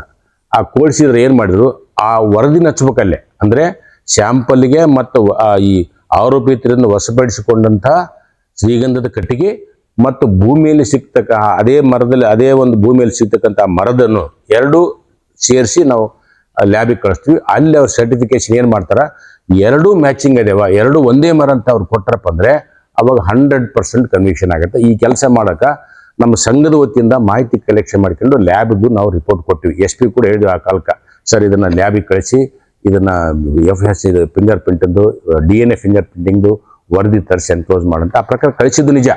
ಆದರೆ ಅವರು ಕಳಿಸಿದ ಮೇಲೆ ಆ ವರದಿ ಹಚ್ಚಬೇಕು ಹೊರತು ಬಿಟ್ಟುಬಿಟ್ಟು ಅದನ್ನು ಅಕ್ನಾಲೇಜ್ಮೆಂಟ್ ಹಚ್ಚಿದ್ದಾರೆ. ಇದು ಇದು ದೌರ್ಭಾಗ್ಯ ಅಂತ ಹೇಳ್ಬಲ್ಲಿ ನಾವು. ಇದು ಯಾರು ಇನ್ಸ್ಪೆಕ್ಟರ್ ನೋಡಲಿಲ್ಲ, DSP ನೋಡಲಿಲ್ಲ, ಯಾರು ನೋಡಲಿಲ್ಲ, ಇದನ್ನು ಎನ್ಕ್ಲೋಸ್ ಮಾಡಲಿಲ್ಲ. ಇಷ್ಟು ಇದರಿಂದ ಬರೀ ಕೇವಲ ಓರಲ್ ಎವಿಡೆನ್ಸ್ ಅಂದರೆ ಈ ಸಾಕ್ಷಿಗಳ ಇದ್ರ ಮೇಲೆ ನಿಂತೋಯ್ತು. ಬಟ್ ಇದರಲ್ಲಿ 11 ಜನ ಆರೋಪಿಗಳು ಮಾಡಿದರು. ಪ್ರತಿಯೊಬ್ಬರ ಹತ್ರ ರಿಕವರಿ ಮಾಡಿದರು, ಕಾನೂನು ಪ್ರಕಾರ ರಿಕವರಿ ಮಾಡಿ ಹಾಕಿದರು. ಜೊತೆಗೆ 3 ಜನ ಇವರು ಈ ಕದ್ದ ಮಾಲನ್ನು ಕಳು ಮಾಡ್ತಕ್ಕಂಥ ರಿಶ್ಯೂ ಮಾಡತಕ್ಕಂಥದ್ದು. ಇದರಲ್ಲಿ 2 ಥರ ಇದೆ, ಒಂದು ಕಳು ಮಾಡೋರು ಬೇರೆ, ಕಳುವಾದ ಮಾಲನ್ನು ಖರೀದಿ ಮಾಡೋರು ಬೇರೆ, ಅಥವಾ ರಿಸೀವರ್ಸ್ ಅಂತೀವಿ. Stolen property, receivers of stolen property ಅಂತೀವಿ ನಾವು. ಸೊ ಇದು ಪ್ರಮುಖವಾಗಿ ನಾವು ಶ್ರೀಗಂಧದಲ್ಲಿ ಈ ಕಳ್ಳತನ ಸಂಪೂರ್ಣವಾಗಿ ನಿಲ್ಲಿಸ್ಬೇಕಾತಂದ್ರೆ ಎಷ್ಟು ಕಳ್ಳರ ನಿರ್ಬಂಧ ಮಾಡಬೇಕು ಅಷ್ಟೇ ಆ್ಯಕ್ಷನ್ನು ನಾವು ಈ ಕದ್ದ ಮಾಲನ್ನು ಪಡೆಯೋರ ಮೇಲೆ ಈ ಕೇಸ್ಗಳಲ್ಲಿ ಆರೋಪಿತರನ್ನು ಮಾಡಿ ಅವರಿಗೆ ಶಿಕ್ಷೆ ಆದಾಗ ಮಾತ್ರ ಈ ನಮ್ಮ ಕಳ್ಳತನ ಏನದಲ್ಲ ಸಂಪೂರ್ಣ ನಿರ್ಬಂಧ ಮಾಡ್ಬೋದು. ಇಲ್ಲ ಅಂತಂದರೆ ಇವತ್ತು ನಮ್ಮ ರೈತರು ಏನು ಮಾಡ್ತಾ ಇದ್ದಾರಲ್ಲ, ಇನ್ನು ಮುಂದೆ ಬರ್ತಕ್ಕಂಥ ದಿನಗಳಲ್ಲಿ ಮರಗಳು ಜಾಸ್ತಿ ಏಜ್ ಆಗ್ತಾ ಇದ್ದಾವೆ. ಈಗ ಕಳ್ಳತನ ತುಂಬ ಜಾಸ್ತಿ ಆಗುತ್ತೆ, ಕಳ್ಳರ ಉಪಟಳ ಜಾಸ್ತಿ ಆಗುತ್ತೆ. ಇಲ್ಲ ರೈತರು ಏನಂದರೆ ಈಗಾಗಲೇ ಆತ್ಮಹತ್ಯೆ ಮಾಡ್ಕೊಂಡಂಗೆ ಆ ಒಂದು ಪ್ರಯತ್ನ ಮಾಡ್ಬೋದು, ಅಥವಾ ಅದನ್ನು ತೆಗೆದು ಬಿಸಾಕಿಬಿಡ್ಬೋದು. ಈ ಥರ ಅನಾಹುತ ಆಗೋದಕ್ಕಿಂತ ಮುಂಚೆ, ಯಾಕಂದ್ರೆ ಇದು ಯಾಕೆ ಬೇಕಂತಂದರೆ ಇವತ್ತು ನಮ್ಮ ದೇಶದಲ್ಲಿ to maintain the ecological balance maintain ಮಾಡ್ಬೇಕಾದ್ರೆ, ಪರಿಸರ ಸಮತೋಲನ ನಾವು ಕಾಪಾಡೋಗ್ಬೇಕಾತಂದರೆ ಕನಿಷ್ಠ 23% ಅರಣ್ಯ ಇರಬೇಕು, ಕಾಡು ಇರಬೇಕು. ನಮ್ಮ ಈಗಿನ ಪ್ರಕಾರ 15-16 ಇರ್ಬೋದು ಅಷ್ಟೇ. ಅಟ್ಲೀಸ್ಟ್ ನಮಗಿದನ್ನು ಸಂಪೂರ್ಣವಾಗಿ ಸರ್ಕಾರ ಮತ್ತು ಪೊಲೀಸ್ ಇಲಾಖೆ ಶ್ರೀಗಂಧ ಬೆಳೆ ರೈತರಿಗೆ ಬೆನ್ನೆಲುಬಾಗಿ ನಿಂತರೆ 20-25 ವರ್ಷ ಅದನ್ನು ಬೆಳೆಸೋದ್ರಿಂದ ಬರೀ ಶ್ರೀಗಂಧ ಬೆಳೆಯಲಿದ್ದ ಜೊತೆಗೆ ಅತಿಥಿ ಸಸ್ಯಗಳು ಬೆಳಿತಾವ, ಈ ಥರ ಹಣ್ಣಿನ ಗಿಡಗಳು ಬೆಳಿತಾವ. ಈ ಥರ ಗಿಡ ಮರಗಳು ಬೆಳೆಯೋದ್ರಿಂದ 20-25 ವರ್ಷವರೆಗೆ ನಾವು ಕೂಡ ರೈತರು ಕೂಡ ಕೃಷಿ ಅರಣ್ಯ ಮುಖಾಂತರ ಅರಣ್ಯಕ್ಕೆ ಒಂದು ಅಮೂಲ್ಯವಾದಂಥ ಒಂದು ಕೊಡುಗೆ ಕೊಡ್ತಾರಂತಕ್ಕಂಥದ್ದಕ್ಕೆ ಇದನ್ನು ಇವತ್ತು ಗಂಭೀರವಾಗಿ ಪೊಲೀಸ್ ಇಲಾಖೆ ಪರಿಗಣಿಸಿ ಶಿಕ್ಷೆ ಆಗಬೇಕಾಗ್ತಕ್ಕಂಥ ಕೆಲಸ ಕಾರ್ಯಗಳನ್ನು ಮಾಡಲಿಕ್ಕೆ ಅವರು ಸಂಪೂರ್ಣವಾಗಿ ತಮ್ಮನ್ನು ತೊಡಗಿಸಬೇಕು, ತನಿಖೆಯನ್ನು ಸರಿಯಾಗಿ ಮಾಡಬೇಕು. ಇದರಲ್ಲಿ ಈ ಥರ ತನಿಖೆ ಮಾಡಿ ಕೋರ್ಟ್ಗೆ ಹಾಕಿದ್ರು. ಇಲ್ಲಿ ಪ್ರಾಸಿಕ್ಯೂಷನ್ದು PP ಹೋಯ್ತು, PP APP ಸಬ್ಮಿಟ್ ಮಾಡ್ತಾರೆ. ಅವ್ರು ಏನೂ ನೋಡಲಿಲ್ಲ, ಇದನ್ನೇನೂ ನೋಡಲಿಲ್ಲ. ಅವರು ಇದ್ರಿಗೆ ಏನೇನು ಕೊರತೆಗಳಿದಾವ, ಏನು ಮಾಡಿದಾರ, ಅವ್ರು ಇರೋದೇ ಅದರ ಸಲುವಾಗಿ. ಕೋರ್ಟ್ನಲ್ಲಿ ಕೇಸ್ ನಡೆಸ್ತಕ್ಕಂಥವ್ರು APP ಅವರು. ಬಟ್ ಈ ಕೇಸ್ನಲ್ಲೇ 10 ವರ್ಷ ಇರೋದ್ರಿಂದ ಶಿಕ್ಷೆ, 7 ವರ್ಷ ಮೇಲ್ಪಟ್ಟಿರ್ತಕ್ಕಂಥ ಎಲ್ಲ ಪ್ರಕರಣಗಳನ್ನು ಸತ್ರ ನ್ಯಾಯಾಲಯ ಅಂದರೆ ಜಿಲ್ಲಾ ನ್ಯಾಯಾಲಯದಲ್ಲಿ ವಿಚಾರಣೆ ಮಾಡಬೇಕು. ಇದು 10 ವರ್ಷ ಇದೆ ಶಿಕ್ಷೆ. ಇದ್ರಾಗ ಒಂದು 3-4 ಚಾರ್ಜ್ ಶೀಟ್ಗಳನ್ನ ಅಲ್ಲೇ JMFC ಕೋರ್ಟ್ನಲ್ಲಿ ಕೊಟ್ಟಿದ್ದಾರೆ. ಇದು ದುರಂತ. ಇದು ಪ್ರಾಸಿಕ್ಯೂಷನ್ ಡಿಪಾರ್ಟ್ಮೆಂಟು ಇಷ್ಟು ನಿರ್ಲಕ್ಷ್ಯದಿಂದ ಅಥವಾ ನಿಷ್ಕಾಳಜಿಯಿಂದ ಕೆಲಸ ಮಾಡೋದ್ರಿಂದ ಇವತ್ತು ಅಕ್ಯೂಟ್ ಆಗ್ತಾ ಇದೆ. ಏನು ಮಾಡಬೇಕು ಏನು ಮಾಡಬೇಡ ಅಂತ ನಾನು ಹೇಳಿದೆ. ಇದಕ್ಕೆ ಜಡ್ಜ್ಮೆಂಟ್ ಪಾಪ ಇಷ್ಟು ಜಡ್ಜ್ಮೆಂಟ್ ಬರೆದ್ರು. ಇದಕ್ಕೆ 11 ಜನ ಆರೋಪಿತರ ಪೈಕಿ ಲಾಸ್ಟಿಗೆ 9, 10, 11 ಇವು 3 ಜನ ರಿಸೀವರ್ಸ್, ಅಂದರೆ ಕದ್ದು ಮಾಲ ಪಡೆಯೋದು. ಅವ್ರು ಸಿಗ್ಲಾರ್ದಕ್ಕೆ ಏನು ಮಾಡಿಬಿಟ್ರು, ನಮ್ಮ ಚಾರ್ಜ್ ಶೀಟ್ನಲ್ಲೇ ಪರಾರಿ ಇದ್ದಾರೆ ಅಂತ ನಾವು ಬರಿಬೇಕು. ಚಾರ್ಜ್ ಶೀಟ್ ಯಾವುದೇ ಹಾಕ್ಬೇಕಾದ್ರೆ ಯಾವುದೇ ತನಿಖೆ ಪೆಂಡಿಂಗ್ ಇತ್ತಂದ್ರೆ ತನಿಖೆ ಪೆಂಡಿಂಗ್ ಇದೆ ಅಂತ ಬರಿಬೇಕು, ತನಿಖೆ ಮುಂದುವರಿಸಲಾಗುವುದು ಅಂಥೇಳಿ ಈ BNSS ಪ್ರಕಾರ ಒಂದು ಅಲ್ಲಿ ಒಂದು ವಾಕ್ಯ ಬರೆದು ನಾವು ಸಬ್ಮಿಟ್ ಮಾಡಿದ್ರೆ, ಬೇರೆ ಏನಾದರೂ ಲೀಡ್ ಸಿಕ್ತಂದರೆ ಇನ್ವೆಸ್ಟಿಗೇಷನಲ್ಲಿ ಸಾಕ್ಷಿ ಸಿಕ್ತಪ್ಪ ಅಂದರೆ ಮತ್ತೆ ಆ ಸಾಕ್ಷಿಗಳನ್ನು ಸಂಗ್ರಹಿಸಿ ನಾವು ಕೋರ್ಟಿಗೆ ಎಡಿಷನಲ್ ಚಾರ್ಜ್ ಶೀಟ್ ಆಗಿ ನಾವು ಸಲ್ಲಿಸ್ಬೋದು ಅದನ್ನು. ಅಥವಾ ಈಗ ನಮ್ಮದು ಲ್ಯಾಬು ರಿಪೋರ್ಟ್ ಬರ್ಬೇಕಾಗ್ತದೆ, ಲೇಟ್ ಆಗ್ತೈತೆ ಅದು. ಹಂಗಿದ್ದಾಗ ಅಂದ್ರೆ ಯಾಕಂದರೆ ಇದನ್ನ ಯಾವುದೇ ಆರೋಪಿನ ಅರೆಸ್ಟ್ ಮಾಡಿದ 90 ದಿನಗಳ ಒಳಗಾಗಿ ನಾವು ಚಾರ್ಜ್ ಶೀಟ್ ಹಾಕಬೇಕು. ಅದು ನಿಯಮ. ಅದು ಒಂದು ವೇಳೆ 90 ದಿನ ಒಳಗೆ ಆಗಲಿಲ್ಲ ಅಂತಂದರೆ ಅವನಿಗೆ ಅಕ್ಯೂಟ್ ಮಾಡ್ತಾರೆ, ಅವನಿಗೆ ಬಿಡುಗಡೆ ಮಾಡ್ತಾರೆ. ಅದು ಅವನಿಗೆ ಬಿಡುಗಡೆ ಆಗ್ತಕ್ಕಂಥದ್ದು ಸ್ವಾತಂತ್ರ್ಯ ಇದೆ. ಹಾಗಾಗಿ ನಮ್ಮರು 90 ಡೇಸ್ ಒಳಗಡೆ ಚಾರ್ಜ್ ಶೀಟ್ ಮಾಡೋಕೆ ಇದು ಆಗಲಿಲ್ಲ ಅಂದರೆ, ಯಾವುದೇ ಸಾಕ್ಷಿಗಳು ಪೆಂಡಿಂಗ್ ಇತ್ತಂದರೆ ಈ ಚಾರ್ಜ್ ಶೀಟ್ನಲ್ಲಿ ನಮೂದು ಮಾಡಬೇಕು. ಏನಂತ, ಇದು ಚಾರ್ಜ್ ಶೀಟ್ ಬರೆದು ಕೆಳಗಡೆ ಬರೀತಿ ಇದಕ್ಕೆ FSL ರಿಪೋರ್ಟ್ ಬಾಕಿ ಇದೆ, ಅಥವಾ ಇಂತಿಂತ ತಲೆಮರೆಸ್ಕೊಂಡಿದ್ರೆ ಅವ್ರನ್ನ ಅರೆಸ್ಟ್ ಮಾಡ್ಬೇಕಾಗೈತೆ, CDR ಬರ್ಬೇಕಾಯ್ತು, ಈ ಥರ ಏನೇನೋ ವಿಷಯ ಇದೆ ಅವನ್ನೆಲ್ಲ ಈ ಥರ ಪೆಂಡಿಂಗ್ ಅಂತ ಬರೆದ್ಬಿಟ್ಟು ಕೋರ್ಟ್ಗೆ ಹಾಕ್ಯಾರ. ತದನಂತರ ಅದನ್ನು ನಾವು ವಾಪಸ್ಸು ನಾವು ಆ ಎಲ್ಲ ಸಾಕ್ಷಿಗಳು ಸಂಗ್ರಹಿಸಿ ಮತ್ತೊಮ್ಮೆ ನಮ್ಮ ಕೋರ್ಟಿಗೆ ನಾವು ಸಲ್ಲಿಸಬೇಕು. ಇದರಲ್ಲಿ APP ಅವ್ರು ಏನು ಮಾಡಿಬಿಟ್ರು, ಇದು ಯಾವುದೇ ಕಾರಣಕ್ಕೂ JMFC ಅಲ್ಲ, ಇದು ಜಿಲ್ಲಾ ನ್ಯಾಯಾಲಯದಲ್ಲಿ ಮಾತ್ರ ನ್ಯಾಯ ವಿಚಾರಣೆ ಆಗಬೇಕು ಹೊರತು JMFC ಅಲ್ಲ. ದಯವಿಟ್ಟು ಎಲ್ಲ ಪ್ರಾಸಿಕ್ಯೂಷನ್ ಸಂಬಂಧಪಟ್ಟಂಥವ್ರು ಏನು ಮಾಡಬೇಕು, ಇದನ್ನು ಜಿಲ್ಲಾ ನ್ಯಾಯಾಲಯದಲ್ಲಿ ಇದನ್ನು ಸಬ್ಮಿಟ್ ಮಾಡಬೇಕು. ಆಮೇಲೆ ಏನೇನು ನ್ಯೂನತೆಗಳಿದಾವೆ ಈ ಪ್ರಕಾರ ನೋಡಿದ್ರೆ ಸಾಕಷ್ಟು ನ್ಯೂನತೆ ಇದೆಯಂದ್ರೆ, ಪಂಚರ್ದು ಫೋಟೋಗಳು ಹಾಕಲಿಲ್ಲ, ಆಮೇಲೆ FSL ರಿಪೋರ್ಟ್ ಹಚ್ಚಲಿಲ್ಲ, RFO ರಿಪೋರ್ಟ್ ರಿಪೋರ್ಟು ಕಳಿಸಿಲ್ಲ. ಇದು ಕೋರ್ಟ್ನಿಗೆ ಏನು ಹೇಳ್ತಾರೆ, RFO ರಿಪೋರ್ಟ್ ಇಲ್ಲ ಅಂದರೆ ಅವರು ಡಿಫೆನ್ಸ್ ಹೇಳ್ತಾರೆ, ಸ್ವಾಮಿ ಇದು ಗಂಧದ ಅಲ್ಲಿ ಸ್ಯಾಂಪಲ್ ಇರ್ತೈತೆ ಕೋರ್ಟ್ನಲ್ಲಿ, ಅವತ್ತು ತಂದು ಇಡ್ತಾರೆ ನ್ಯಾಯ ಇದ್ರದ ಜೊತೆಗೆ. ಇವತ್ತು ಟ್ರಯಲ್ ನಡೀತಿದ್ರೆ ಅದು ಸ್ಯಾಂಪಲ್ ಸೀಸ್ ಮಾಡಿದ್ರೆ ತಂದು ಇಡ್ತಾರೆ, ಇಟ್ಟಾಗ ತೋರಿಸ್ತಾರೆ, ಇದು ಮಾರ್ಕ್ ಮಾಡ್ತಾರೆ. ಅವಾಗ ಅವ್ರು ಇವ್ನು ಹೇಳ್ಬಿಡ್ತಾರೆ, ಯಾರು ಡಿಫೆನ್ಸ್ ಲಾಯರ್ ಹೇಳ್ತಾರೆ, ಸ್ವಾಮಿ ಇದು ಗಂಧದ ಕಟ್ಟಿಗೆ ಅಲ್ಲ, ಗಂಧ ವಾಸನೆ ನೋಡ್ರಿ, ವಾಸನೆ ನಾ ಕೇಳಲ್ಲ ಸರ್. ಕಾನೂನು ಪ್ರಕಾರ ಇದನ್ನು ಸರ್ಟಿಫೈ ಮಾಡ್ತಕ್ಕಂಥ RFO. ಉದಾಹರಣೆ, ಈಗ ನನಗೊಂದು ಒಬ್ಬ ಇವನಿಗೆ ಗಾಯ ಮಾಡಿರ್ತಾರೆ, ಕೇಸ್ ಹಾಕ್ತೀವಿ, ಆ ಸರ್ಟಿಫಿಕೇಟ್ ಯಾರಿಂದ ತಗೋಬೇಕು, ಡಾಕ್ಟ್ರಿಂದ ತಗೋಬೇಕು. ಗಾಯ ಐತೆ ನೋಡ್ರಿ ಅಂತ ನನಗೆ ಬರಲ್ಲ ಅದಕ್ಕೆ. ಹಾಗೆ RFO ಕೂಡಿಂದ ಸರ್ಟಿಫಿಕೇಟ್ ತಗೊಂಡು ಕಳಿಸ್ಬೇಕಾಗಿತ್ತು, ಕಳಿಸಿಲ್ಲ. ಅವನು ಹೇಳ್ಬಿಡ್ತಾನೆ, ಸ್ವಾಮಿ ಇದಕ್ಕೆ ಗಂಧದ ಕಟ್ಟಿಗೆನ ಅಲ್ಲ ಅಂದ್ಬಿಡ್ತಾನೆ. ಗಂಧದ ಕಟ್ಟಿಗೆ ಅಲ್ಲ ಅಂತೇಳಿ ಒಪ್ಪಿಗೆ ಬಿಡ್ತಂದ್ರೆ ಅಲ್ಲಿ ಕೇಸ್ ಅಕ್ಯೂಟ್ ಆಗೋಯ್ತು. ಈ ಕೇಸ್ನಲ್ಲಿ ಏನಾಯ್ತಂದ್ರೆ 3 ಜನ ಇದು ಕೇಸ್ ಏನು ಮಾಡಬೇಕು, ಒಂದು ಸುಪ್ರೀಂ ಕೋರ್ಟ್ ಜಡ್ಜ್ಮೆಂಟ್ ಇದೆ, ನೀವು ಬೇಕಾದ್ರೆ ಇದನ್ನ ಜೂಮ್ ಮಾಡ್ಕೋಬಹುದು ಅಥವಾ ಆಮೇಲೆ ಕೊಡ್ತೀನಿ ನಾನು.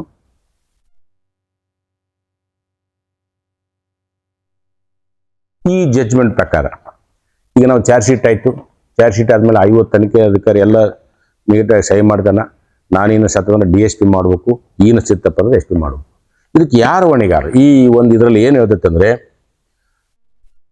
Regarding accountability for investigation officers when cases results in acquittal. ತನಿಖಾಧಿಕಾರಿಯ ಬೇಜವಾಬ್ದಾರಿತನದಿಂದ ಸರಿಯಾದ ತನಿಖೆ ಆಗದೇ ಇರೋದ್ರಿಂದ, ಸಾಕ್ಷಿ ಸಂಗ್ರಹಣೆ ಮಾಡದೇ ಇರೋದ್ರಿಂದ ಈ ಒಂದು ಕೇಸ್ ಬಿಡುಗಡೆ ಆತಪ್ಪ ಅಂದರೆ ಅವರು ಅದಕ್ಕೆ ಜವಾಬ್ದಾರರು ಅಂತ ಹೇಳ್ತಾರೆ. ಇದಕ್ಕೆ ಜವಾಬ್ದಾರ ಬರೀ ತನಿಖಾಧಿಕಾರಿನ? ನನ್ನ ಪ್ರಕಾರ ತನಿಖಾಧಿಕಾರಿನೂ ಹೌದು, ಅದನ್ನು ಸ್ಕ್ರೂಟಿನಿ ಮಾಡ್ತಾರಲ್ಲ ಯಾರು, ಈ DSP ಆಗಿರ್ಬೋದು, SP, ಅವರು ಕೂಡ ಇದಕ್ಕೆ ಬಾಧ್ಯರಾಗ್ತಾರೆ, ಅವರು ಕೂಡ ಜವಾಬ್ದಾರರು ಇದಕ್ಕೆ. ಇದನ್ನು ಮುಂದಿನ ದಿನಗಳಲ್ಲಿ ನಾವೇನು ಮಾಡ್ಬೇಕಂತ ಮಾಡಿವಿ ಅಂದರೆ, ಇದನ್ನು ಮೇಲ್ಮಟ್ಟದಲ್ಲಿ ಇದನ್ನು ನಾವು ಇದಕ್ಕೆ ಪರಿಶೀಲನೆಗೆ ಒಳಪಡಿಸ್ತೀವಿ, ಕೇಳ್ತೀವಿ ಇದನ್ನು. ಈ ಥರ ಈ ಮುಂದೆ ಬರ್ತಾ ಎಲ್ಲ ಕೇಸ್ಗಳು ಹಿಂಗಾಯ್ತಂದ್ರೆ ಮತ್ತೆ ಇದು ಕೇಸ್ ಮಾಡ್ಬೇಕು, ಯಾಕೆ ಇಷ್ಟು ದೊಡ್ಡ ಚಾರ್ಜ್ ಶೀಟ್ ಹಾಕಬೇಕು? ಸರಿಯಾದ ತನಿಖೆ ಮಾಡದೇ ಇದ್ದಲ್ಲಿ ಈ ಥರ ಇಷ್ಟೆಲ್ಲ 100 ಪೇಜ್ಗಳು ಹಾಕಿ ಏನು ಮಾಡ್ಬೇಕಾಗಿತ್ತು ಇದನ್ನು? ಇದು ಮುಂದಿನ ದಿನಗಳಲ್ಲಿ ಈಗ ಇದು ಆಗಬಾರ್ದು. ಸರಿಯಾದ ಪೊಲೀಸ್ ಇಲಾಖೆಯವರು ಕ್ರಮ ತೆಗೆದುಕೊಳ್ಳೋಕೆ ಅನ್ನೇ ಉದ್ದೇಶದಿಂದ ಈಗ ಆಲ್ರೆಡಿ ನಮ್ಮ AGM ಮೀಟಿಂಗ್ನಲ್ಲಿ ಕೂಡ ನಮ್ಮ ರೈತರಿಗೆ ತಿಳಿಸಿದ್ವಿ. ಇದು ಕೂಡ ಅಷ್ಟೇ. ಈಗ ಯಾಕೆ ನಾವು ಇದನ್ನು ಮಾಡಿ ಹಾಕ್ತಿದ್ವಿ ಅಂದ್ರೆ, ಪ್ರತಿ ನಮ್ಮ ಗ್ರೂಪ್ನಲ್ಲಿ ಹಾಕೋದ್ರಿಂದ ರೈತ ಎಲ್ಲ ತಿಳ್ಕೊಬೇಕು. ಈಗ ಹೆಂಗ ನಾವು FIR ಮಾಡಿದ ನಂತರ ಫ್ರೀ FIR ಕಾಪಿ ಕೊಡ್ತಾರೆ ನಮಗೆ, ಅದೇ ರೀತಿ ಚಾರ್ಜ್ ಶೀಟ್ ಆದ ನಂತರ ಅವರು ಒಂದು ಕಾಪಿ ತಗೋಬೇಕು. ಕಾಪಿ ತಗೊಂಡು ಇದನ್ನು ಪರಿಶೀಲನೆ ಮಾಡಬೇಕು. ಏನು ನಾವು 13 ಪಾಯಿಂಟ್ಸ್ ಕೊಟ್ಟಿದ್ದೀವಲ್ಲ, ಇದನ್ನು ನಾವೆಲ್ಲ ಕೊಟ್ಟಿದ್ದೀವಿ ಜನರಿಗೆ, ಯಾವ್ಯಾವ ಥರ ತನಿಖೆ ಮಾಡಬೇಕು ಏನಂತೇಳಿ. ಈ ಎಲ್ಲ ತನಿಖೆಗಳು ಇದ್ರಾಗ ಇದಾವ ಇಲ್ಲ ಅಂತಕ್ಕಂಥದ್ದು ನಮ್ಮ ರೈತರಿಗೆ ಕಂಡುಕೊಳ್ಬೇಕು. ಈಗ ಆಲ್ರೆಡಿ ಇದ್ರ ಬಗ್ಗೆ ನಾವು ರೈತರಿಗೆ ಹೇಳಿದ್ವಿ, ಈ ಅಂಶಗಳು ಇದೇವಲ್ಲ ಅಂತಕ್ಕಂಥದ್ದು ತಗೋಬೇಕು. ಒಂದು ವೇಳೆ ಗೊತ್ತಾಗಲ್ಲಪ್ಪ ಅಂದ್ರೆ ನಮಗೆ ಕಾಂಟ್ಯಾಕ್ಟ್ ಮಾಡಿದ್ರೆ ನಾವು ಪರಿಶೀಲನೆ ಮಾಡ್ತೀವಿ. ಅದನ್ನು ನಾವು ಪ್ರಶ್ನೆ ಮಾಡ್ಬೇಕಾದ್ರೆ ಕೋರ್ಟ್ನಲ್ಲಿ, ಅದು ಪೊಲೀಸ್ ಸ್ಟೇಷನ್ದಲ್ಲಿ. ಇದು ಹೆಂಗೆ ಪ್ರಶ್ನೆ ಮಾಡ್ಬೇಕಪ್ಪ? ಪೊಲೀಸರನ್ನ ಹೆದರ್ತಾರೆ ಜನ, ಹೆದರೋದಲ್ಲ, ಅದು ಜವಾಬ್ದಾರಿ. ಅದು ಪೊಲೀಸ್ ಇಲಾಖೆ ಸಾರ್ವಜನಿಕ ಸೇವಕರು, ಅವರು ನಮ್ಮ ಒಂದು ಟ್ಯಾಕ್ಸ್ ಮನೆಯಿಂದನೇ ಅವ್ರಿಗೆ ಸಂಬಳ ದೊರೀತಕ್ಕಂಥದ್ದು. ಕಾನೂನುಬದ್ಧವಾಗಿ ಕೆಲಸ ಮಾಡಬೇಕು ಅವ್ರು ಯಾಕಂದ್ರೆ ಅವ್ರಿಗೆ ಕಾನೂನು ಅವ್ರಿಗೆ ಅಧಿಕಾರ ಕೊಟ್ಟಿದೆ. ಅದೇ ಅಧಿಕಾರ ರೈತರಿಗೆ ಕೊಟ್ಟರೆ ನಾವು ಇದಕ್ಕಿಂತ ಚೆನ್ನಾಗಿ ಇನ್ವೆಸ್ಟಿಗೇಷನ್ ಮಾಡ್ತೀವಿ ನಾವು. ಅದಕ್ಕಾಗಿ ಅವ್ರು ಅರಿತುಕೊಂಡು ಕೆಲಸ ಮಾಡಬೇಕು. ಇದಕ್ಕೆ ಜವಾಬ್ದಾರ ಈ ಒಂದು ಸುಪ್ರೀಂ ಕೋರ್ಟ್ ಇದ್ರ ಪ್ರಕಾರ ತನಿಖಾಧಿಕಾರಿ, DSP ಅಥವಾ SP ಇದಕ್ಕೆ ಅವರು ಜವಾಬ್ದಾರರಾಗಬೇಕು, ಅವ್ರ ಮೇಲೆ ಆ್ಯಕ್ಷನ್ ಆಗ್ಬೇಕಂತದಕ್ಕೆ ನಾವು ಮುಂದಿನ ದಿನಗಳೇ ಒತ್ತಾಯ ಮಾಡ್ತೀವಿ. ಆಮೇಲೆ ರೈತರು ನಾವು ಹೋದಾಗ ಅವರು ಸ್ಪಂದನೆ ಮಾಡಲ್ಲ ಪೊಲೀಸ್ ಇಲಾಖೆಯಲ್ಲಿ. ಅವಾಗ ಏನು ಮಾಡ್ಬೇಕಂದ್ರೆ ಒಂದು ಈ ಚನ್ನಪಟ್ಟಣ ಮಾಡಲ್ ಅಂತ ನಾವು ಕಂಡ್ಕೊಂಡು, ಚನ್ನಪಟ್ಟಣ ಮಾಡಲ್ ಅಂದರೆ ಅವ್ರು ಒಬ್ಬಿಬ್ರು ಹೋಗಲ್ಲ ಕೇಳಕ್ಕೆ, ಒಂದು 10-15 ಜನ ಹೋಗ್ಬಿಡ್ತಾರೆ. 10-15 ಜನ ನೀವು ಪೊಲೀಸ್ ಸ್ಟೇಷನ್ಗೆ ಹೋಗ್ಬಿಟ್ರೆ ರೈತರಾಗಿ ಕೂಡ್ಕೊಂಡು ಅವಾಗ ಬರೋಬ್ಬರಿ ನಿಮಗೆ ಗೌರವ ಕೊಟ್ಟು ಮಾತಾಡಿಸಿ ಕಳಿಸ್ತಾರೆ. ಇಲ್ಲ ಅಂತಂದರೆ ಬಾಯಿ ಬಂದ ಬೈಯೋದಾಗಲಿ ಏನು ಇನ್ಸಲ್ಟ್ ಮಾಡಿ ಕಳಿಸ್ತಾರೆ. ಹಾಗಾಗಿ ಯಾವುದೇ ರೈತರು ಹೋಗ್ಬೇಕಾದ್ರೆ 10-15 ಜನ ಹೋಗ್ಬೇಕು, ಅಲ್ಲಿ ಕುಂತು ಕೇಳ್ಬೇಕು. ಅಂದಾಗ ಮಾತ್ರ ಇದನ್ನು ಸರಿಪಡಿಸ್ಬೋದು. ಇದನ್ನು ಸರಿಪಡಿಸಿದಪ್ಪ ಅಂತಂದ್ರೆ ಇದೇ ರೀತಿ ಅಕ್ಯೂಟ್ ಆಗ್ತಂದು ಹೋಗ್ತಾವ, ಅಕ್ಯೂಟ್ ಆದಂಗೆಲ್ಲ ಈ ಥರ ಅಕ್ಯೂಟ್ ಆದಂಗೆಲ್ಲ ಮುಂದಿನ ದಿನಗಳಲ್ಲಿ ನಮ್ಮ ಯಾವುದೂ ಶ್ರೀಗಂಧ ಮರಗಳು ನಮ್ಮಲ್ಲಿ ಉಳಿಯಲ್ಲ ಅಂತಕ್ಕಂಥದ್ದು ಹೇಳ್ತೀನಿ. ಆಮೇಲೆ ಇದಕ್ಕೆ ನಾವು ಕೂಡ ಬದ್ಧರು. ನಾವು ರೈತರು ಬರೀ ನಾವು ಪೊಲೀಸ್ ಇಲಾಖೆ ಅಂತಾಗಲಿ ಅಥವಾ ಇನ್ನೊಂದಂತಲ್ಲ, ಅದ್ರ ಮೇಲೆ ಡಿಪೆಂಡ್ ಇರೋದು ಬೇಡ. ನಮ್ಮ ರಕ್ಷಣೆ ನಾವು ಮಾಡ್ಕೋಬೇಕು. ಏನು ರಕ್ಷಣೆ? ನಾವಲ್ಲಿ ಒಂದು CC ಕ್ಯಾಮ್ರಾ ಹಾಕಬೇಕು. ನೈಟ್ 99% ಹೇಳ್ತೀನಿ, ಯಾವುದೇ ಕಳ್ಳರು ಅವರು ಅಂಥ ಫೆರೋಸಿಸ್ ಆಗಿರಲ್ಲ. ಅಂದ್ರೇನು, ಅವರು ಈ ರಾಬರಿ ಡಕೈಟ್ ಥರ ಚಾಕು ಹಾಕೋದು, ಕೊಲೆ ಮಾಡೋದು ಅಂತ ಏನು ಮಾಡಲ್ಲ. ಅವರೆಲ್ಲ ಲೋಕಲ್ದವ್ರು ಇರ್ತಾರೆ, ಕೆಲವು ಮಂದಿ ಅಕ್ಕಪಕ್ಕದವ್ರು ಇರ್ತಾರೆ. ಬಂದರೆ ಒಂದು 3-4 ಜನ ಬರ್ತಾರೆ, ಮ್ಯಾಕ್ಸಿಮಮ್ 5-6 ಜನ ಬರ್ತಾರೆ ಅವರು ಅಷ್ಟೇ. ಒಂದು ವೇಳೆ ಎಚ್ಚರ ಆಯಿತು, ನಾಯಿ ಕೂಗ್ತಾಕೊಂಡು ಓಡಿ ಹೋಗ್ಬಿಡ್ತಾರೆ ಅವರು.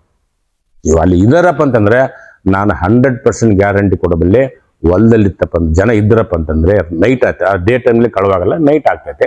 ನೈಟ್ನಲ್ಲಿ ನಾವು ಇದ್ದು ಬಿಟ್ರಪ್ಪ ಅಂತಂದರೆ ನಾಯಿ ಸಾಕೊಂಡು 100ಕ್ಕೆ 100 ನಾವು ಕಳ್ತನನ್ನು ತಪ್ಪಿಸ್ಬೋದು. ಈಗ ಡಾಗ್ ಸ್ಕ್ವಾಡ್ ಆಗಿ ನಾವು ನಾಯಿ ಸಾಕಿರ್ಬೋದು, ಅಥವಾ ನೈಟ್ ಒಬ್ರು ವಾಚ್ಮನ್ ಇಡ್ಬೋದು, ಅಥವಾ ನಾವು ಇರ್ಬೋದು. ಆಮೇಲೆ ಅದ್ರ ಜೊತೆಗೆ ನಾವು ಗನ್ ಲೈಸೆನ್ಸ್ ತಗೋಬೇಕು. ಈಗ ನಾವು ಎಷ್ಟೋ ಕಡೆ ಕೇಳಿದ್ವಿ, ಈಗ ಯಾಕೋ ಸರ್ ಪೊಲೀಸ್ ಇಲಾಖೆಯಲ್ಲಿ ಅಥವಾ DC ಅವರು ಕೂಡ ಇದು ಗನ್ ಲೈಸೆನ್ಸ್ ಕೊಡೋಕೆ ಇನ್ನು ಮುಂದೆ ನೋಡ್ತಾರೆ. ಕಾನೂನು ಪ್ರಕಾರ 18 ವರ್ಷ ಮೇಲ್ಪಟ್ಟಂಥ ಸುಸ್ಥಿರವಾದಂಥ ವ್ಯಕ್ತಿ, ಸದೃಢವಾದಂಥ ವ್ಯಕ್ತಿ ಅವನು ಲೈಸೆನ್ಸ್ ತೊಗೊಳಕ್ಕೆ ಅರ್ಹನಾಗಿರ್ತಾನೆ. ಯಾರಿಗೆ ಲೈಸೆನ್ಸು? ಈಗ ಯಾರಿಗೆ ಜೀವ ಅಪಾಯ ಇದೆಯೋ ಅವ್ರ ಲೈಸೆನ್ಸ್ಗೆ ಅಪ್ಲೈ ಮಾಡ್ಬೋದು. ಉದಾಹರಣೆಗೆ ನಮ್ಮ ಶ್ರೀಗಂಧ ಮರ, ನಾವು ಅದು ಕೂಡ ಕಳ್ಳರ ಕಾಟ ಇರ್ತೈತೆ, ನಾವು ಹೊಲದಲ್ಲಿ ನಾವು ಇರಬೇಕಾಗುತ್ತೆ, ಕಾವಲು ಕಾಯಬೇಕಾಗತ್ತೆ. ಅದಕ್ಕೋಸ್ಕರ ನಮ್ಮ ಆತ್ಮರಕ್ಷಣೆಗಾಗಿ ನಾವು ಒಂದು ಬಂದೂಕನ್ನು ಹೊಂದಬೇಕು. ಅದಕ್ಕೇನೆ ಅಂತಂದರೆ ನಮ್ಮಲ್ಲೇ ಒಂದು ಫಾರ್ಮ್ ಇದೆ, ಆ ಫಾರ್ಮ್ ಮುಖಾಂತರ ಫಿಲ್ಅಪ್ ಮಾಡಿ, ಅದಕ್ಕಿಂತ ಮುಂಚೆ ಆಯಾ ತಾಲೂಕಿನ ರೈತರು, ಶ್ರೀಗಂಧ ಬೆಳೆಗಾರ ರೈತರು ಒಗ್ಗಟ್ಟಾಗಿ ಒಂದು 10-15 ಜನ ಹೋಗಿ ಇನ್ಸ್ಪೆಕ್ಟರ್ನ ಭೇಟಿ ಆದ್ರಪ್ಪ ಅಂದ್ರೆ ಅವರೊಂದು ಟ್ರೈನಿಂಗ್ ಕೊಡ್ತಾರೆ, ಪೊಲೀಸ್ ಟ್ರೈನಿಂಗ್ ಕೊಡ್ತಾರೆ. ವೆಪನ್ಸ್ ಟ್ರೈನಿಂಗ್ ಬಗ್ಗೆ ಬಂದೂಕು ತರಬೇತಿ ಶಿಬಿರ ಅಂತ ಮಾಡ್ತಾರೆ. 10 days ಇರ್ತೈತೆ. ಅದನ್ನು ಮಾಡಿ ನಂತರ ಅವ್ರಿಗೊಂದು ಸರ್ಟಿಫಿಕೇಟ್ ಕೊಡ್ತಾರೆ. ಆ ಸರ್ಟಿಫಿಕೇಟ್ನ ಈ ಗನ್ ಲೈಸೆನ್ಸ್ ಅರ್ಜಿ ಜೊತೆಗೆ ಲಗತ್ತಿಸಿ DC ಅವ್ರಿಗೆ ಕೊಡಬೇಕು. ಅದರ ಗನ್ಗಳಲ್ಲಿ 3 ಇದಾವೆ, DBBL, SBBL, DBBL, ಮಜಲ್ ಲೋಡ್ ಅಂತ ಇರ್ತಾವೆ. ಸೊ ನೀವು 2 ಕೊಳವೆ ಆಗಿರ್ಬೋದು, 1 ಕೊಳವೆ ಬಂದಕ್ಕೆ ಆಗಿರ್ಬೋದು, ಅಥವಾ ರಿವಾಲ್ವರ್ ಆಗಿರ್ಬೋದು, ನೀವು ಯಾವ್ದು ಬೇಕಂತಕ್ಕಂಥದ್ದನ್ನು ಅಪ್ಲಿಕೇಶನಲ್ಲಿ ಹಾಕಿ ನೀವು ಅದಕ್ಕೆ ಡಾಕ್ಟರ್ ಸರ್ಟಿಫಿಕೇಟು, ನಿಮ್ಮದು ಹೊಲದ ಪಾಣಿ, ಆಮೇಲೆ ತರಬೇತಿ ಹೊಂದಿದ್ದ ಲೈಸೆನ್ಸ್ ಹಚ್ಚಿಬಿಟ್ಟು DC ಆಫೀಸ್ನಲ್ಲಿ ಕೊಟ್ಟರೆ DC ಅವ್ರು ಏನು ಮಾಡ್ತಾರೆ, SP ಕಳಿಸ್ತಾರೆ. ಯಾಕೆ ಕಳಿಸ್ತಾರೆ SPಗೆ ಅಂತಂದರೆ, ಆ್ಯಕ್ಚುಲಿ ಇದನ್ನು ಲೈಸೆನ್ಸ್ ಕೊಡ್ತಕ್ಕಂಥ ಅಧಿಕಾರ ಇರೋದಕ್ಕೂ DC ಯಾಕೆ SP ಕೊಡ್ತಾರಂದ್ರೆ, ಈ ಲೈಸೆನ್ಸಿಗೆ ಹಾಕಿದಂಥ ವ್ಯಕ್ತಿ ಮೇಲೆ ಏನಾದರೂ ಗಂಭೀರವಾದಂಥ ಕೇಸ್ಗಳಿದಾವ, ಕ್ರಿಮಿನಲ್ ಕೇಸ್ಗಳಿದಾವ ಹೆಂಗೋ, ಅವನ ಬಗ್ಗೆ ಇದಕ್ಕಿಂತ ಮುಂಚೆ ಏನಾದರೂ ಅನಾಹುತ ಮಾಡಿದಾನೆ ಹೆಂಗೋ, ಅವನ ಮೇಲೆ ಏನಾದ್ರು ರೌಡಿ ಶೀಟ್ ಇದೆಯೋ ಅಂತಕ್ಕಂಥ ಪರಿಶೀಲನೆ ಮಾಡೋಕ್ಕೋಸ್ಕರವಾಗಿ ಅವರು SP ಕಳಿಸ್ತಾರೆ. SP ಇಂಟರ್ನ್ ಅವರು ಲಾಸ್ಟ್ ಸಬ್ ಇನ್ಸ್ಪೆಕ್ಟರ್ ಕಳಿಸ್ತಾರೆ. ಅಲ್ಲಿ ಏನಾದರೂ ಅರ್ಜಿ ಹಾಕಿದಂಥವ್ನ ಮೇಲೆ ಏನಾದ್ರು ಕೇಸ್ ಇದ್ದು, ಪೆಂಡಿಂಗ್ ಇದ್ದು, ಹೊಡೆದಾಟ ಇದ್ದು, ಅವ್ನು ರೌಡಿ ಶೀಟ್ ಇರ್ತಾರಪ್ಪ ಅಂದರೆ ಇಂತಿಂತನ ಮೇಲೆ ಇಂತಿಂತ ಗಂಭೀರ ಅಪರಾಧಗಳಿದ್ದಾವೆ ಅಥವಾ ಗಂಭೀರ ಪ್ರಕರಣಗಳು ದಾಖಲಾಗಿದ್ದಾವೆ, ಹಾಗಾಗಿ ಇವ್ರು ಕೊಡಕ್ಕೆ ಬರಲ್ಲ ಅಂತ ಹೇಳ್ತಾರೆ. 99% ನಮ್ಮ ರೈತರ ಮೇಲೆ ಅಂತೂ ಯಾವ ಇರಲ್ಲ. ಸೊ ಅವಾಗ ಅವರಿಲ್ಲ, ಇವ್ರಿಗೆ ಶ್ರೀಗಂಧ ಬೆಳೆದಿದ್ದಾರೆ, ಇವ್ರ ರಕ್ಷಣೆಗೆ ಅವಶ್ಯಕತೆ ಇದೆ ಅಂತೇಳಿ ಅವರು ಶಿಫಾರಸು ಮಾಡಿದ ಮುಖಾಂತರ PSI, CPI, DSP ಮುಖಾಂತರ SP ಹೋಗುತ್ತೆ. SPಲಿಂದ DC ಹೋಗಿ DC ಆಫೀಸಿನಿಂದ ಅವರಿಗೆ ಗನ್ ಲೈಸೆನ್ಸ್ ಕೊಡ್ತಾರೆ. ಗನ್ ಲೈಸೆನ್ಸ್ ತೆಗೆದುಕೊಂಡ ನಂತರ ನಿಮಗೆ ಯಾವುದು ಬೇಕೋ ಆ ಥರ ಒಂದು 25-30 ಸಾವಿರದಿಂದ ಸ್ಟಾರ್ಟ್ ಆಗ್ತಾವೆ, ನೀವು ಖರೀದಿ ಮಾಡ್ಕೋಬೋದು. ಅದರಲ್ಲಿ ಜೊತೆಗೆ ಬುಲೆಟ್ಟು ಕೊಡ್ತಾರೆ. ನೀವು ಅವಾಗ ರಾತ್ರಿ ಹೊತ್ತು 1-2 ಫೈರ್ ಮಾಡೋದ್ರಿಂದ ನಿಮಗೆ ಆತ್ಮರಕ್ಷಣೆ ಆಗ್ತದೆ, ಧೈರ್ಯ ಬರ್ತೈತೆ. ಆಮೇಲೆ ನೀವು ಬರೋದ್ರಿಂದ ನೀವೆಲ್ಲ ಬಂದು ಕಟ್ಕೊಂಡು ಹೊಲಕ್ಕೆ ಹೋಗೋದು, ಮನೆಗೆ ಬರೋದು ಮಾಡೋದ್ರಿಂದ ಆ ಅಕ್ಕಪಕ್ಕದಲ್ಲಿ ಏನಂದ್ರೆ ಇದ್ರೆ ಕಳ್ತನ ಹೆಂಗಾಗುತ್ತೆ ಅಂದ್ರೆ, ಲೋಕಲ್ದಾರು ಇರ್ತಾರೆ, 1-2-3 ಇಂಥ ಗಂಧ ಬೆಳೆದಾರ, ಇವ್ರು ಹಿಂಗಿರಲ್ಲ ಅಂತ ಮಾಹಿತಿ ಕೊಡೋರು. ಅವ್ರಿಗೆಲ್ಲ ಮಾಹಿತಿ ಗೊತ್ತಪ್ಪ ಅಂದ್ರೆ ಎಷ್ಟೋ ನಮ್ಮದು ಕಳ್ತನ ಇದರಲ್ಲೇ ಅವಾಯ್ಡ್ ಮಾಡ್ಬೋದು. ಹಾಗೆ CC ಕ್ಯಾಮ್ರಾ ಆಯಿತು, ಗನ್ ಲೈಸೆನ್ಸ್ ಆಯಿತು. ಮತ್ತು ಹಾಗಾಗಿ ನಾವು ಗನ್ ಲೈಸೆನ್ಸ್ ಇಟ್ಕೊಳ್ಳೋದ್ರಿಂದ ನಮಗೆ 100ಕ್ಕೆ 100 20 ವರ್ಷ ಮರಗಳನ್ನು ನೀವು ಸಂಘ ಇಟ್ಕೊಂಡ್ರಪ್ಪ ಅಂದರೆ ಒಳ್ಳೆ ಒಂದು ಆದಾಯ ಬರ್ತಕ್ಕಂಥದ್ದು ಆತ್ಮವಿಶ್ವಾಸ ನನಗಿದೆ, ನಮ್ಮ ಅಧ್ಯಕ್ಷರಿದೆ, ಎಲ್ಲರಿಗಿದೆ, ಮನದಟ್ಟು ಆಗಿದೆ ತಮಗೆ. ಹಾಗಾಗಿ ತಾವು 20 ವರ್ಷವರೆಗೆ ಅದನ್ನು ಮೇಂಟೈನ್ ಮಾಡೋಕ್ಕೆ ಇಷ್ಟೆಲ್ಲ ಕ್ರಮಗಳು ನಾವು ಕೈಗೊಳ್ಳಬೇಕು. FIR ಕೇಸ್ ಲಿಸ್ಟ್ ಮಾಡಿಸ್ಬೇಕು, ತನಿಖೆ ಮಾಡಿಸ್ಬೇಕು, ತನಿಖೆ ಆದ ನಂತರ ಚಾರ್ಜ್ ಶೀಟ್ ಚೆಕ್ ಮಾಡಿಸ್ಬೇಕು. ನಿಮಗೇನಾದರೂ ಸಂಶಯಗಳಿತ್ತಪ್ಪ ಅಂದರೆ ಯಾವುದೇ ಟೈಮ್ನಲ್ಲಿ ನಮಗೆ ಕಾಂಟ್ಯಾಕ್ಟ್ ಮಾಡಿದ್ರೆ ನಾವು ಅದಕ್ಕೆ ಸಮರ್ಪಕವಾದ ಉತ್ತರ ಕೊಡ್ತೀವಿ. ಆಮೇಲೆ ಇದರಲ್ಲೇ ಈಗ ನಾವು ಇವೇನು ನಾವು ತೋರಿಸಿ ನೀವು ಎಲ್ಲವನ್ನೂ ಅಪ್ಲೋಡ್ ಮಾಡ್ತೀವಿ, ನೀವು ಕುಂತ್ಕೊಂಡು ನೋಡ್ಕೋಬೋದು. ಇದನ್ನು ನಾವು ಸಾಫ್ಟ್ ಕಾಪಿ ಕೂಡ ಅಪ್ಲೋಡ್ ಮಾಡ್ತೀವಿ. ಶ್ರೀಗಂಧ ಬೆಳೆದ ಒಂದು ಕೈಪಿಡಿ ಇದೆ, ಇದನ್ನು ನೀವು ಓದ್ಕೋಬೋದು. ಆಮೇಲೆ ಪೊಲೀಸ್ ಇಲಾಖೆಯಲ್ಲಿ ಕೂಡ ನಾವು ಸಾಕಷ್ಟು ಮೀಟಿಂಗ್ ಮಾಡಿದ್ದೀವಿ, ಅವ್ರಿಗೆ ಕೂಡ ನಾವು ಅರಿವು ಇದನ್ನು ಮೂಡಿಸಿದ್ವಿ. ಅದ್ರ ಜೊತೆಗೆ DGP ಅವ್ರಿಗೆ ಕೂಡ ಮೊನ್ನೆ ಒಂದು ಮನವಿ ಕೊಟ್ಟಿದ್ವಿ ನಮ್ಮ ಸಂಘದ ಅಧ್ಯಕ್ಷರ ಮುಖಾಂತರ. ಏನಂತಂದರೆ ಈ ತನಿಖೆಯನ್ನು ಸಮರ್ಪಕವಾಗಿ ಮಾಡಬೇಕು. ಏನು ನಾನು ಹೇಳಿದ 16 ಪಾಯಿಂಟ್ಸ್ ಇದಾವಲ್ಲ, ಈ ಎಲ್ಲ ಪಾಯಿಂಟ್ಗಳನ್ನು ಕವರ್ ಮಾಡಿ ಸಮಗ್ರವಾದ ತನಿಖೆ ಮಾಡಬೇಕು ಅನ್ನೋಕೆ ಒಂದು ಸರ್ಕ್ಯುಲರ್ ಕೂಡ ಅಂತ ನಾವು ಕೊಟ್ಟಿದ್ವಿ. ಇನ್ನು ನಮ್ಮ DGP ಸಾಹೇಬ್ರಿಗೆ ಕೊಟ್ಟಿಲ್ಲ, ಕೊಟ್ಟ ನಂತರ ತಮ್ಮೆಲ್ಲರಿಗೆ ಸರ್ಕ್ಯುಲೇಟ್ ಮಾಡ್ತೀವಿ. ನಮಗೇನಾದರೂ ಪ್ರಶ್ನೆಗಳಿತ್ತಂದ್ರೆ, ಏನಾದರೂ ಸಂಶಯಗಳಿತ್ತಪ್ಪ ಅಂದರೆ ನನ್ನ ಇದರಲ್ಲೇ ನಾನು ಫೋನ್ ನಂಬರ್ ಹಾಕ್ತೀನಿ. ಅದಕ್ಕೆ ಎಷ್ಟೊತ್ತಿನಲ್ಲಿ ತಾವು ಕಾಂಟ್ಯಾಕ್ಟ್ ಮಾಡಿದ್ರೆ ನಾನು ಹೇಳ್ತೀನಿ. ನಾವು ಶ್ರೀಗಂಧ ಬೆಳೆದಿದ್ದೀವಿ, ಶ್ರೀಮಂತರಾಗೋಣ, ಇದರಲ್ಲಿ ಸಂಶಯ ಬೇಡ. ಬಟ್ ಅದನ್ನು ಕಾಪಾಡ್ತಕ್ಕಂಥದ್ದು, ರಕ್ಷಣೆ ಮಾಡ್ತಕ್ಕಂಥದ್ದು ನಿಮ್ಮೆಲ್ಲರ ಹೊಣೆ. ಜೊತೆಗೆ ಪೊಲೀಸ್ ಇಲಾಖೆ ಕೂಡ ಇದನ್ನು ಸಂಪೂರ್ಣ ನಿಯಂತ್ರಿಸ ಅವ್ರ ಕೈಯಲ್ಲಿದೆ. ಅವರು ತಮ್ಮ ಕೆಲಸವನ್ನು ತಾವು ಸಮರ್ಪಕವಾಗಿ ಮಾಡಬೇಕಂತೇಳಿ ಅವರು ಕೂಡ ನಾನು ಕೇಳ್ಕೊಳ್ತಾ ನನ್ನ ಮಾತುಗಳು ಮುಗಿಸ್ತೇನೆ. ಜೈ ಹಿಂದ್, ಜೈ ಕರ್ನಾಟಕ.